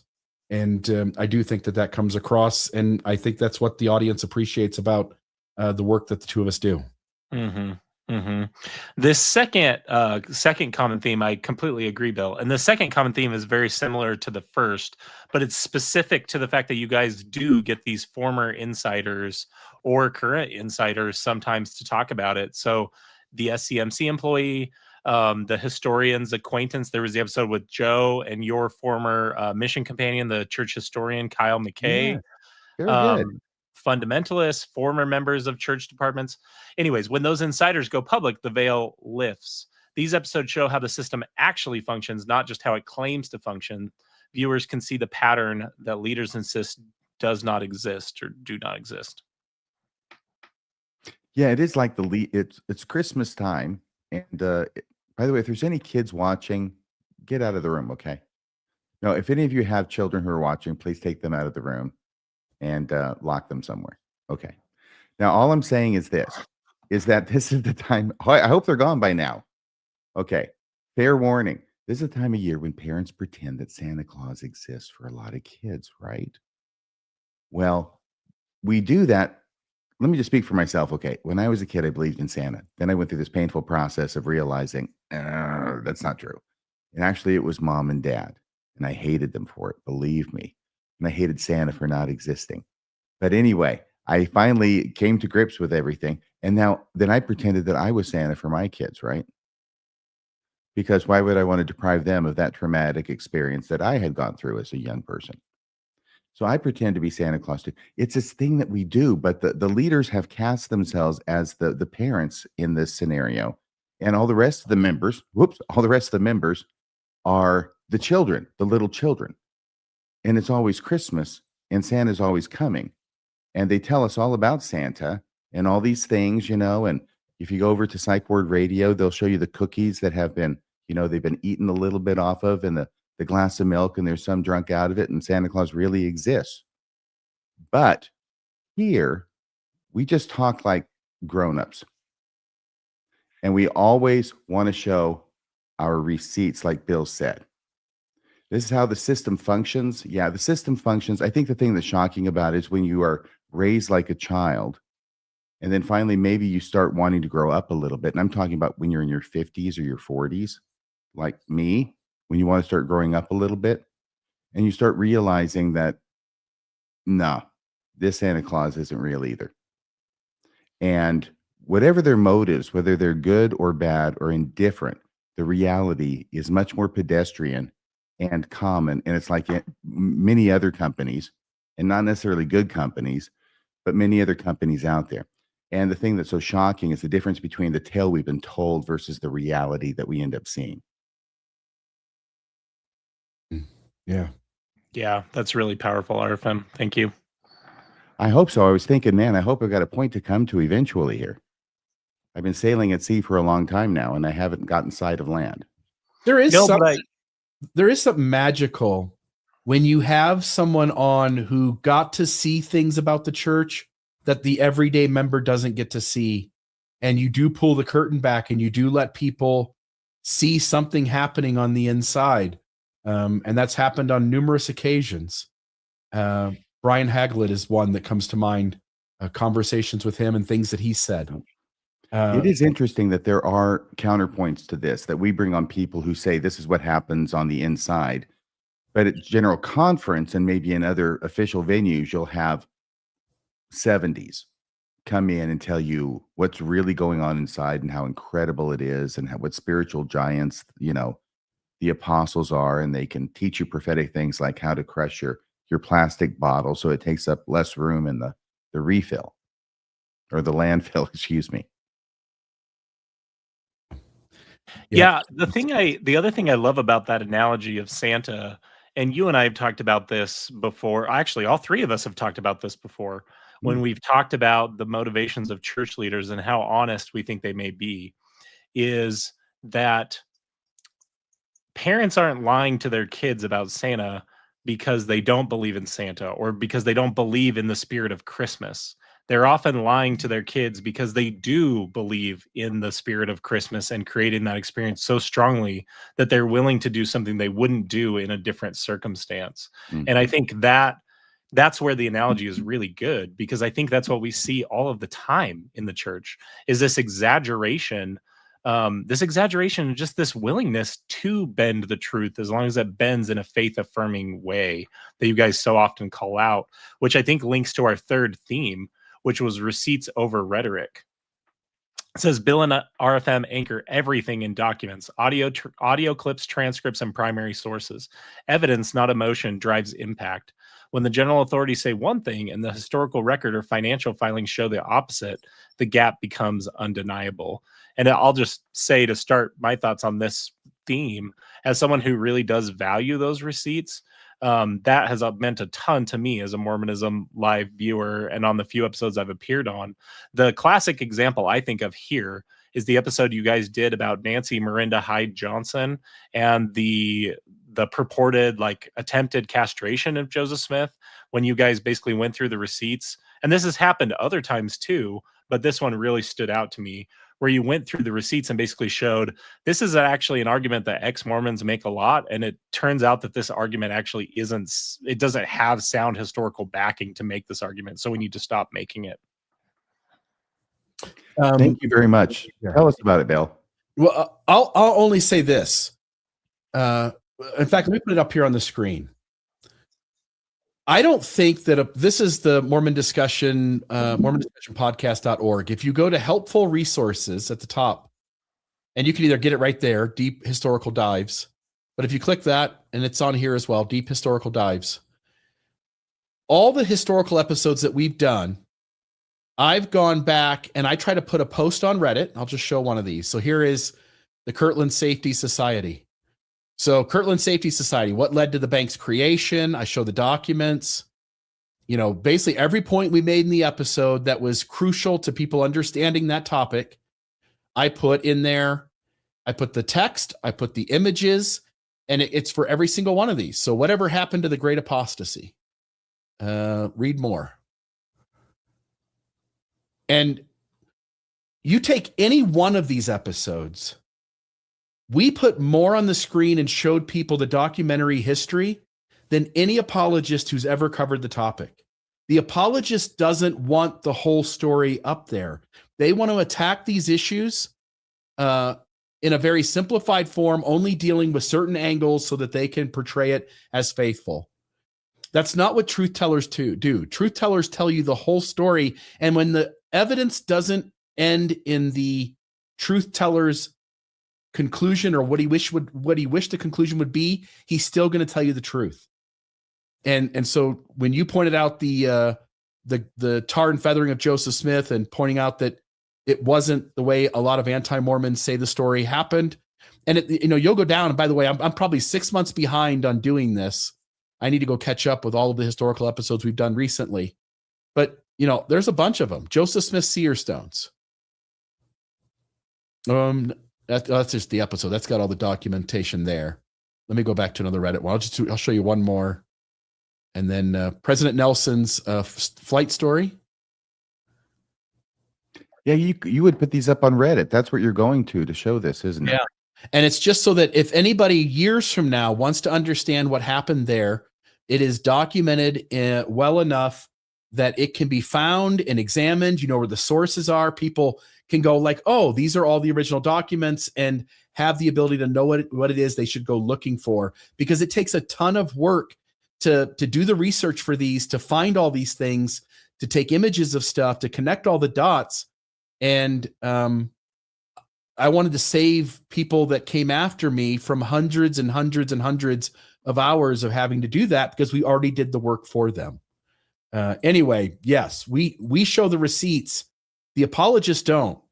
Any one of these issues, I would welcome Jacob Hansen coming on and having a conversation with me and trying to walk through this issue and see how he can make it go some other direction. But this is not the way that the dishonest folks on the other side want to tell the story.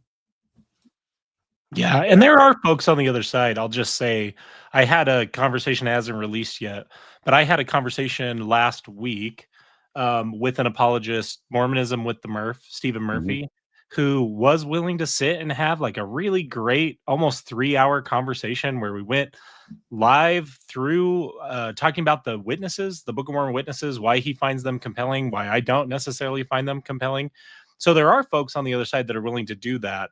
It's unfortunate that it's the clean, polished propagandists, I would say, that tend to get recognized in that space, on that side of things, more than those who are willing to have those types of conversations. Yeah.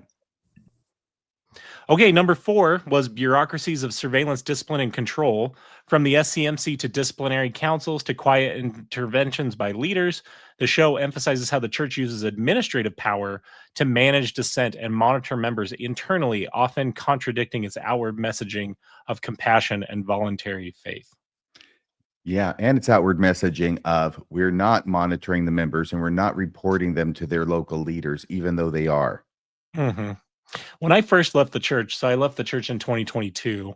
And after Cammie and I had gone on Mormon Stories, that was kind of like our first entry into the space, which still is wild to me now, like 3 years later. I started therapy. We both did like individual therapy. And I can't tell you how validating it was to have like a therapist that had no connection to Mormonism, listening to some of the stuff I was explaining to her about this exactly, how the church engages in surveillance, discipline, and control. And it was so validating to have someone like another adult just observe to you how abnormal the Mormon system of internal control really is, who hadn't grown up in it, who had no orientation for why Mormonism like needs to be due respect. It was so validating and just so enlightening to deal with her. Thank you for sharing that. Sure. Number 5 was hidden hierarchies and elite only doctrines. So that second anointing episode in particular illustrates how Mormonism maintains an internal class system that most members never hear about. I'd say in addition to the second anointing issues, all the work that you guys have done on race and the church's history about race also illustrates kind of at a different level, internal classism. And then the church's public message of equality collapses when placed next to its secretive exaltation pathways for the privileged few. Yes. Theme number And 6. I'd be remiss not to mention the most obvious one. It's so obvious that sometimes it gets overlooked, which is all the men and all the women. Mm-hmm. You know, as soon as is it 12 or is it 11 now? Used to be 12. As soon I think as you're 11 12-year-old, now. yeah. As soon as you're 11 or 12 and you get the priesthood as a kid, you got more authority than your mom or your grandmother, no matter what they do or what they've done. Right. Right. Which is just absurd. Number 6, historical foundations that don't match the correlated story. So those historical deep dives that Bill, you were looking at a minute ago. So those types of episodes show that the sanitized church history narrative is incompatible with the historical record. And I'll just say to the comment you made earlier about a potential show that like actually showed real Mormon history or a realer, truer, unsanitized version of real Mormon history, there's something about understanding the church's history. And I can understand why people also see faith affirming things in the church's history. But I do think it's like a crime that this church, which has just an incredibly interesting, wild history, has been so like the members have been deprived of that for so long because the church needed to make everything so squeaky clean that so many interesting stories have just been left on the table and never told. Regardless of whether someone, you know, maintains faith or doesn't maintain faith, the church's history is incredibly interesting. Mm-hmm. Like the story that the people who are the fundamentalist Mormons who still practice polygamy are just people who didn't accept the manifesto. Yeah, once you dive into that, it's a much more complex, nuanced history, isn't it? Yeah, and it makes the church look a lot worse. Mm-hmm. Every time they change the history, the church looks better. Yeah. Yeah. I think the last two, number 7 was using humor as a tool for disarming pain and revealing the absurdity. So between the technical glitches, deadpan commentary, and satire, it creates emotional breathing room. This isn't comedy as a distraction. It's comedy as a release valve in the face of institutional betrayal. And I think you're both really good at this. But, oh man, RFM, sometimes when I'm listening to an episode on double time and catching But I'm up, better, Bill. Go ahead. I'm sorry. I didn't mean to interrupt you in the middle of a compliment. Go ahead, Rando. I was complimenting your timing and you interrupted me. So I want you to ask me a question. Ask me what the most important part of telling a joke is. What's the most important part? Timing.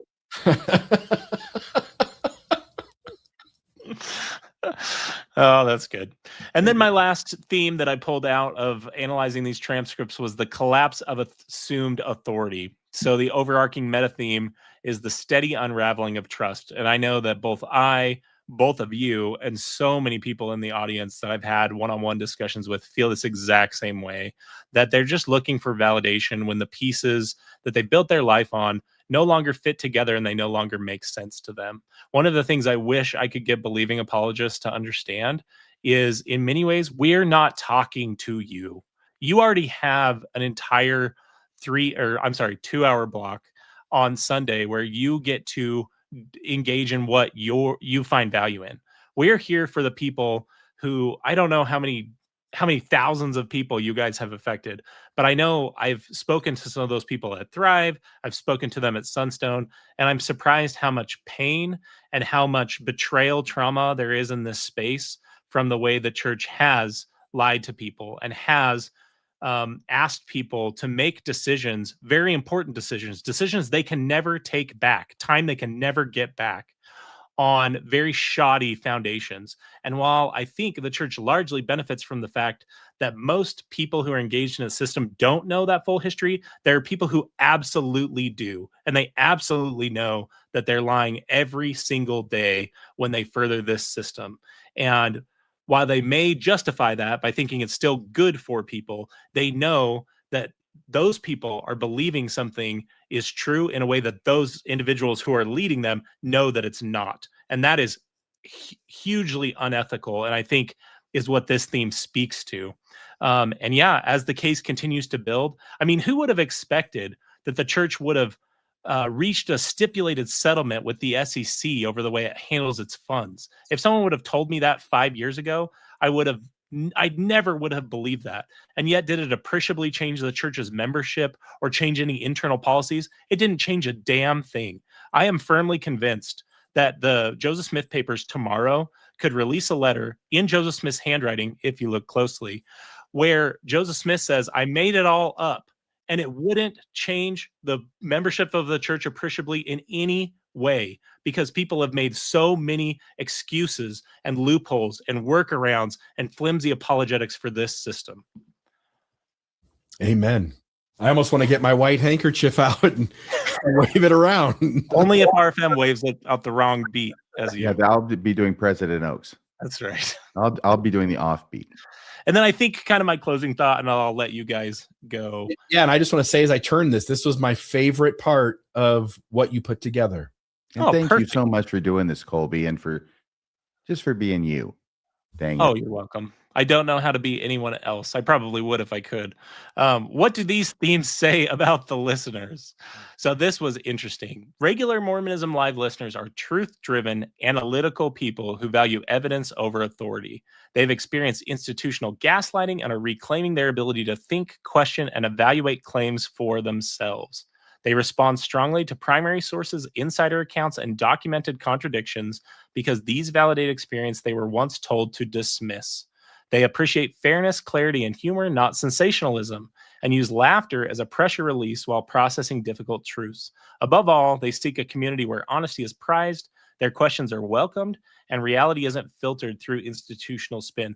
Let me pause on that questions are welcome to just say one thing before I get to the closing thing. So I teach in the evenings. I know I had to delay episodes, and I've talked about that with RFM before. In a class like that, I am so happy when students are engaged in asking questions. It says so much about this system that the church doesn't welcome questions. When I'm talking about something I'm excited about, I want nothing more than people to be engaged in asking questions. And I think that just is so revealing that questions are welcomed. Anyways, it concludes in short. Do you ever tell your students when they're wrestling with a thorny legal problem that research is not the answer? I've never said that, because any lawyer who would say that is a joke. In short, it says they are people who were told not to look behind the curtain. And once they did, they chose to understand the machine rather than pretend it wasn't there. That's interesting. I'm just getting ready to put it into the comments. I'm just saying here, you, the listeners, are amazing. Kudos to all of you for doing the hard thing and deconstructing the thing that you wanted more than anything else to be true. Mm-hmm.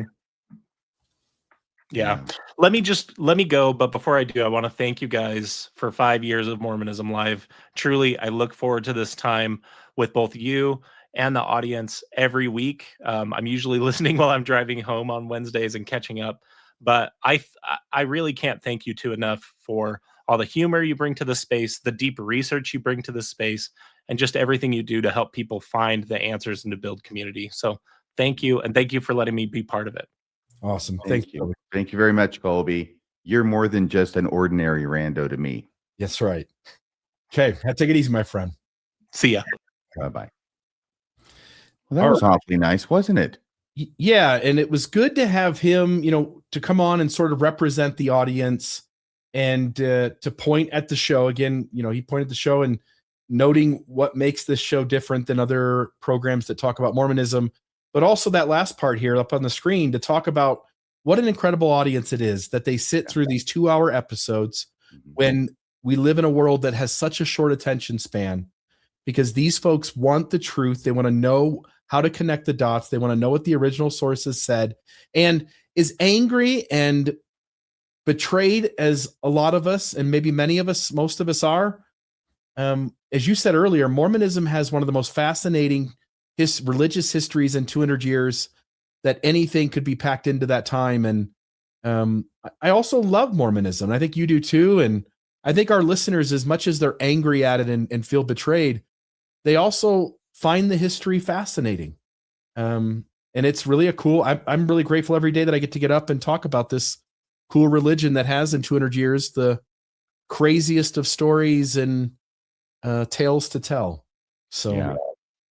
Me too. Yep. Hey, Bill? Yes. Oh, there's your top 5 episodes. Yeah, a lot of ahead, mine have already been mentioned. Did you just want to click through them or what? Yeah, we can just talk about really quick. So the 5 top episodes, and I had little sound bites, but we're sort of running out of time, so we don't need to do that. We could do it. We can do it Friday. We could do this part Friday on Mormonism After Dark if you want. Yeah, that'll be fun. So Bill's top 5 episodes: the Revelation, Excommunications, Lies and Obfuscations, the 1886 John Taylor Divination. And I made it with a bunch of words that would rhyme. This was one that I had the opportunity to create. But what got me about this episode, I'll just say really quick, it's that 1936 statement by the leaders of the church where they're contradicting what we know to be true because of the 1914 trial or 1911 trial of John Taylor. And it was a testament to me. This one stood out as the example, but you and I continue to learn things about Mormonism. Whenever we do historical episodes, I'll ask you on the phone or you'll ask me on the phone. I'll say, did you know this thing that we're about to go into tonight? And you'll say, no, I didn't know that. And I'm like, no, I didn't either. Like, I'm still learning things about Mormonism. And I think that's just so fascinating. And that episode was one that demonstrated that. This is the upside of belonging to a church that's always hiding shit, is that learning what it is they've been hiding can be a lifelong experience. Yeah, it is. The Two Hills Cumorah. Can I ask you, is that supposed to have this this blue overlay? The one before this did too. Do you see it? I do not. I just see the thumbnail. Yeah, there's a blue overlay. Okay, I don't see that. So if I put it back up, anything? Blue overlay. Okay, well, let me try a different screen here.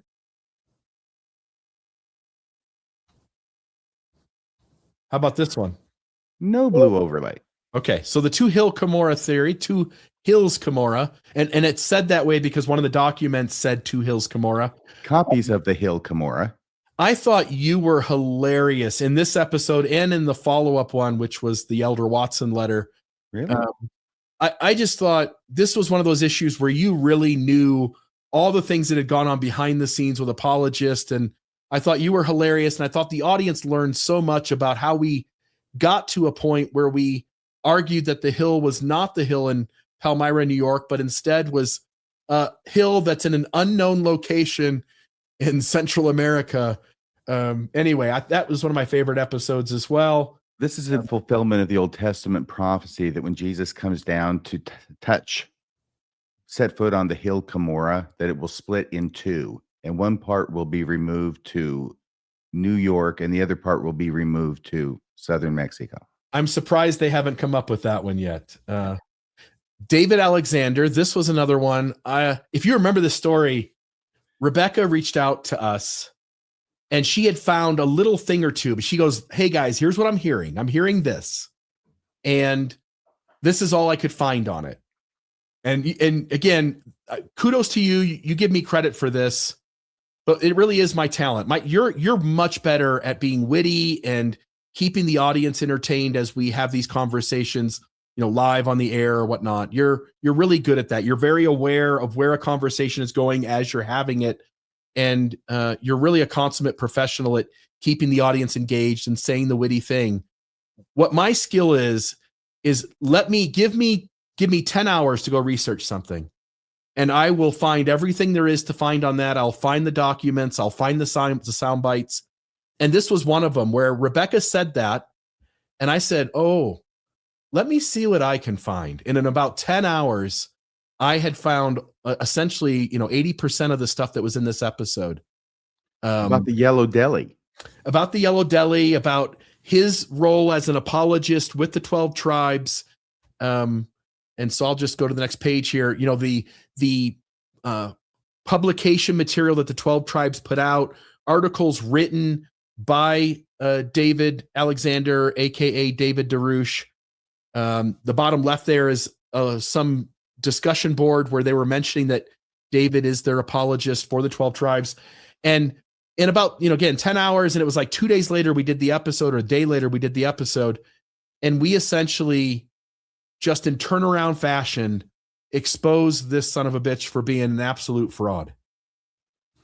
Yeah. His real name, David. What's his real name? Real name, I think, is David Alexander, but the new name he was given within his cult religion is David DeRouche. That's interesting because Jacob Hansen's new name is Jacob Dadouche. Yes, it is. Dadouche Canoe. Yes. All right. So there's that. And then President Nelson's flight of death. To prove in real time that the president of the church is bullshitting everyone, I don't think that's ever been done before to the extent that this story did to Rusty. And then you followed it up with doing an episode of Radio Free Mormon where you said, well, this isn't the only one. We've got the Mozambique story. We've got the Red Hat story.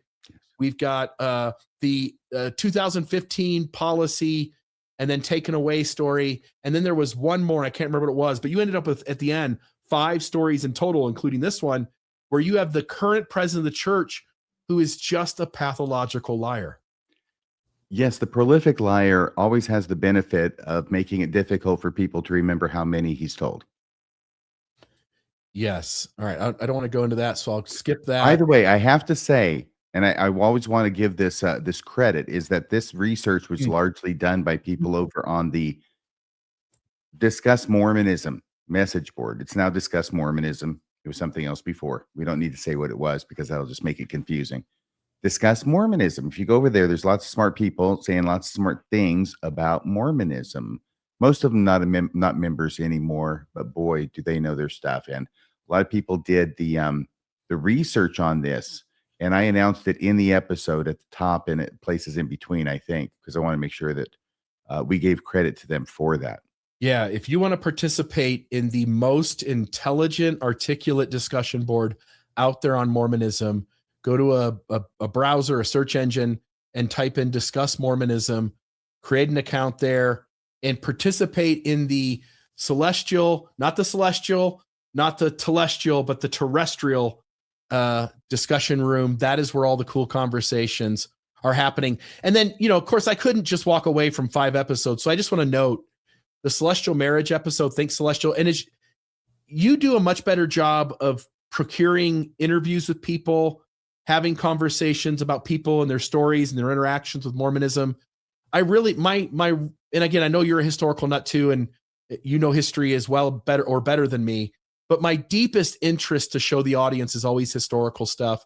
So my other favorite episodes here, the Think Celestial, 116 pages of the Book of Lehi, the Life of Moroni and the Monkey in the Box. That might have been the most enjoyable, hilarious moment I've had in all of Mormonism Live. Getting Your Own Planet in Mormonism, the Kinderhook Fugates, Kinderhook Fugazi, the Kirtland Safety Society Bank, making Mormonism indiscernible from a fraud, gold gifts, deeds, and harsh measures. That was the, what's her name? Flora Woodworth. That's the story about Flora Woodworth and Joseph perhaps physically abusing Emma that William Clayton references in his journal. Was it because Emma was giving Flora hell for the gold watch that she was in possession of that had been given her by Joseph? Yeah, she saw the watch with Flora and she demanded that it be returned. And then tithing, where we show just all of the history of how that was originally interpreted, and now the members are getting screwed and paying on their gross because this was just a greedy church. And then that was the other thing I was going to say about Santa and liking it to church leaders, right? Yeah. Is that at least parents who are teaching their kids about Santa aren't doing it to try and get 10% of their lunch money. No, right. They're not making something off of it. Right. And then I'll make this full screen because there's no more video clips here. But just to note, do you want to say anything about these ones here, about your five favorite episodes? Well, here's the thing. I took little clips from each one, I believe. And I don't know that we have time for it. The 420 people, the ever-increasing number, would love to. But we can do it Friday night if you'd like, Bill. Do that. Let's make that Friday night show, Mormonism After Dark. So you don't want to say anything about these. You want to save it all for then. Well, I can click them off real fast. And of course, this is just the sort of hit and miss. And I did do 6 instead of 5. I admit. So here's the one about Daniel Peterson, where we actually changed the move the needle on this and got him to actually stop and admit that he shouldn't be using Alma as an evidence for the Book of Mormon as an ancient Hebrew name without mentioning the fact that it's also was a male's name in Joseph Smith's day and time and place.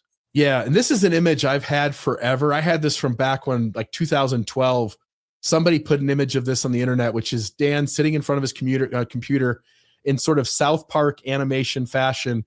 His house is a mess. There's a taper on top of the TV. There's these like South Park First Vision poster on the other side of the home. There's a Rockstar energy drink down there in the bottom right over your shoulder. Yeah, he's drinking Rockstar. But there's Dan Peterson, who's lost a lot of weight, by the way. Congrats, Dan, on shedding a ton of weight, and no pun intended. But good on you for doing that. And then you've got this one, the Elder Oaks electroshock hoax, where we reported on that shortly after it happened.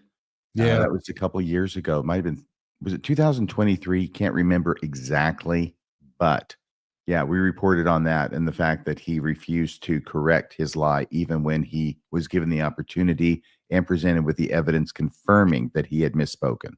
Think about this too, RFM. When the church says, when Elder Oaks said, questions are honored, opposition is not. So you ask a question, Elder Oaks, did you teach?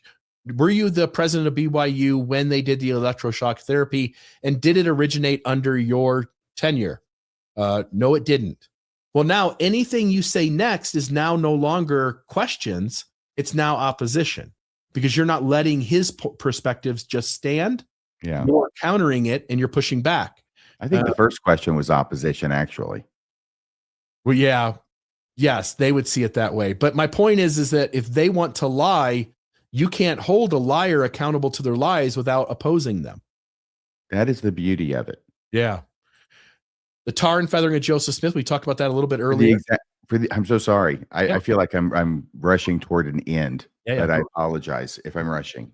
But yeah, for the same reason that Colby said, exactly the same reason that he talked about this, because we came down on the side of, no, there really isn't any good historical evidence to conclude that Joseph Smith was attempting to be castrated that night. That seems to have arisen after the fact, and then the story of why it was. It just seemed rather late and unpersuasive, and we said that.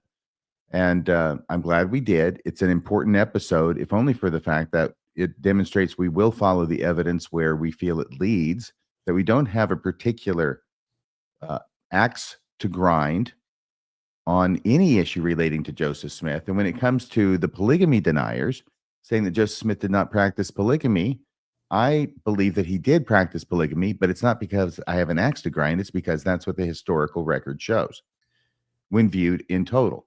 Yeah. So it's not because I'm out to get Joseph Smith or anything, and I know that you're not either. Yeah, it's happened about a dozen times where you and I are preparing an episode and we'll talk on the phone before we do the show. And, you will say, I'll tell you, RFM, just FYI, when we get to the end of the show, I'm pretty confident that my conclusion is actually going to be one that the church would like me to end with, to have the conclusion is the one that they want me to have. And you'll say, yep, that's where I'm at too.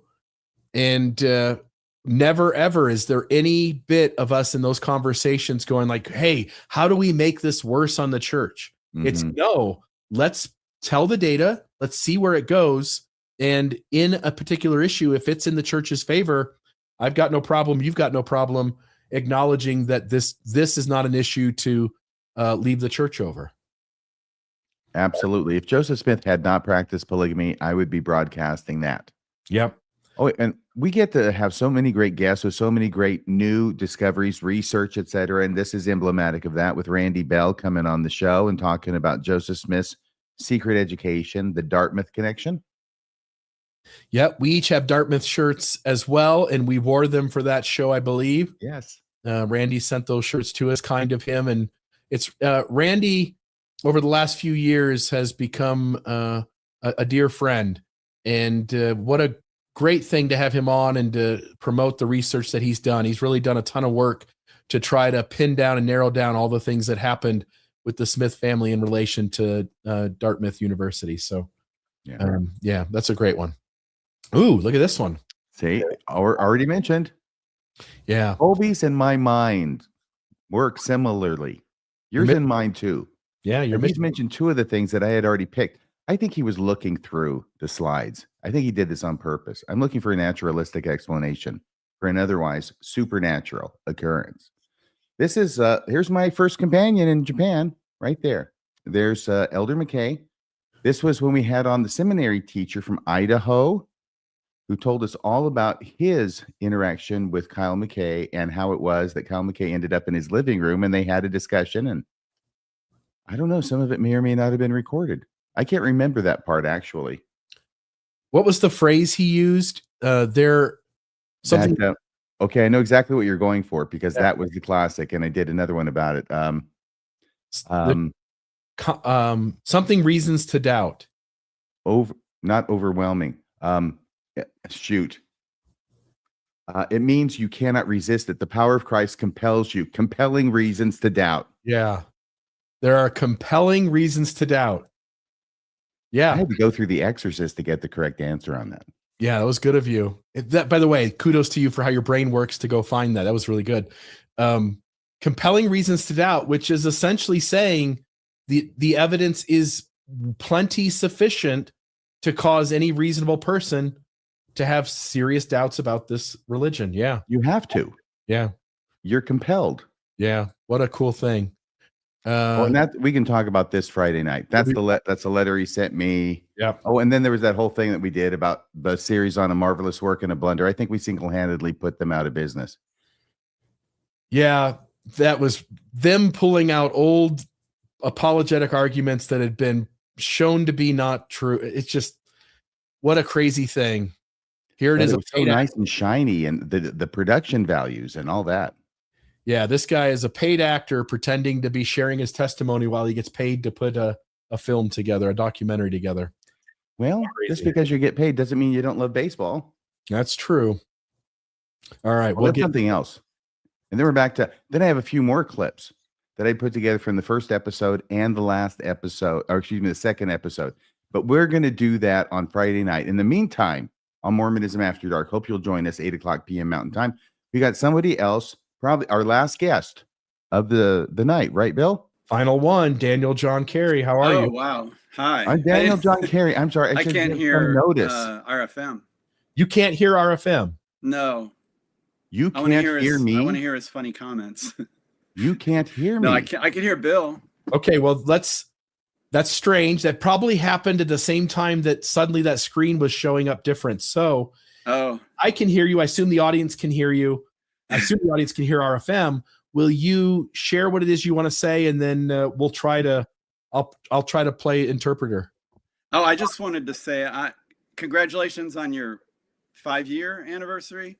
You're now vested in something, I hope. But don't underestimate the work you do. I mean, I know you keep it light and you are funny and you say some, hilarious things. And but it is also you do share a lot of information that helps people, not only members but non-members, people investigating, people who are former members, people who are relatives and friends of people who are in the church and trying to figure out what's going on. And I like how you cut through all the whitewashing, you strip it away, and you prevent evidence, and you research stuff, and you bring up articles and stuff that people wrote back in the 1800s that reveal the truth that the church doesn't want us. They present this whitewashed thing that it really screws with people. But also, as far as favorite episodes, the one where you were talking, it was maybe 3 months ago, about what the church does to people and how they protect abusers and people who've done horrible things to children. And there was like halfway through that episode where Bill spoke up and he spoke his mind. I thought that was really effective and really honest and helpful and daring and good and interesting, if that makes sense. No, thank you. I've seen that. I still can't hear. Even last RFM. Monday, I think. Oh, you can't. I'm so sorry. But I saw that even last Monday. I don't know what he's with saying. Bill, because he's amazing. I tell you what, Bill, you talk to Daniel, and I'll talk about you after Daniel leaves. Yeah, Daniel. I think what RFM was going to say, and I'll let you do it, but that there's numerous occasions where that kind of thing happens and plays out. But I think the way RFM's brain works and the way my brain works and what my attention is drawn to call out and what RFM is drawn to call out, I think there's a really good relationship there where we really complement each other. And we're both, I think, historical nuts about Mormonism. We both know a lot about the history, but we know different things at times. And how we approach pointing that out to the audience, I think, meets different facets of the audience. So some folks maybe are met by something RFM says, or it connects when I say something. And I think that the combination of the two of us is really a huge benefit for the work that we do. And I couldn't imagine doing this work without him as a co-host on all of these shows that we do. Yeah, his legal background and the way he explains things and the way he challenges stuff that the church has put out. Well, I should mention I had a lip biopsy yesterday, so I have a wound on my lip. Gotcha. But yeah, his legal background and the way he explains things and his I think you're both converts, but I'm also a convert. I went on a mission and ended up in a bishopric and all that stuff, and left right about that time when I was in a bishopric, because there was just one of the things that made me leave. There were all sorts of things, but there was this situation of a man in the ward who had abused his child and had even served time in prison, and the way it was handled, that was the end for me, but I left. Yeah, well, kudos to you for leaving, and I'm gonna let you go so RFM can comment, but appreciate you stopping in the show and for sharing your 2 cents and letting us know one of the episodes that touched you. Thank you. Yep, take it easy. Thanks. Bye-bye. Bye, Brian. So, yeah, what I was going to say was just that, I agree with him. I totally agree with him. And I've seen it over and over again. And I didn't mean to belittle his comment by saying it's happened a number of times, but it has. Like just last Monday. It was either last Monday or the Monday before. It was on the newscast. And you know what I'm talking about, because I was texting you about it, because I go home afterward and I watch, and I'm just blown away. It might have been a week ago Monday that you were inspired to rail against the injustice of what was going on. And it was amazing. And I was able to watch it and appreciated it and wanted to let you know how great it was. Yeah, that happens going both directions. And it's different, right? Like what gets me in those moments, I think for me, sometimes it's like a felt sense of morality. Whereas I think for you, it's like the logical, rational way to help people see that something's wrong. And I think both of those are needed in this space because Mormonism is wrong 1,000 different times in both of those accounts. And I think that's what I mean when I say that we really do, I think, complement each other and play well off each other. And again, 5 years in, and I think there's a lot more years to go. And this has been a ton of fun. So happy 5th anniversary to you, RFM. Thank you. People can put it very simplistically, and I know I have, that you're the heart and I'm the head of the show, right? You're the looks and I'm the brains. No, you're the heart and I'm the head of the show. Except that's not really the way it is, because you're not just a heart, you're also incredibly intelligent and articulate. And you're not just the head. I'm not just the head. I also have a heart. It Yep. just happens to be very, very, very small and black. It grew 3 times smaller that year. Yeah. Yes. I've got a heart too. Yes, you do. And that comes out as well. I mean, I've seen you cry in episodes. I've seen you really get pissed and angry about something and, point at the camera and tell the church that it needs to do better. And so yeah, those stereotype kind of things for us don't hold, but on a simplistic term, I think there's some truth to that. And I think it's what allows us to do this so well. So hopefully we're 5 more years from now and we do a happy 10th anniversary, and what a fun night to cover all of this. And yeah, kudos to the— I'm toasting you, baby. Here's to 5 more years. There you go.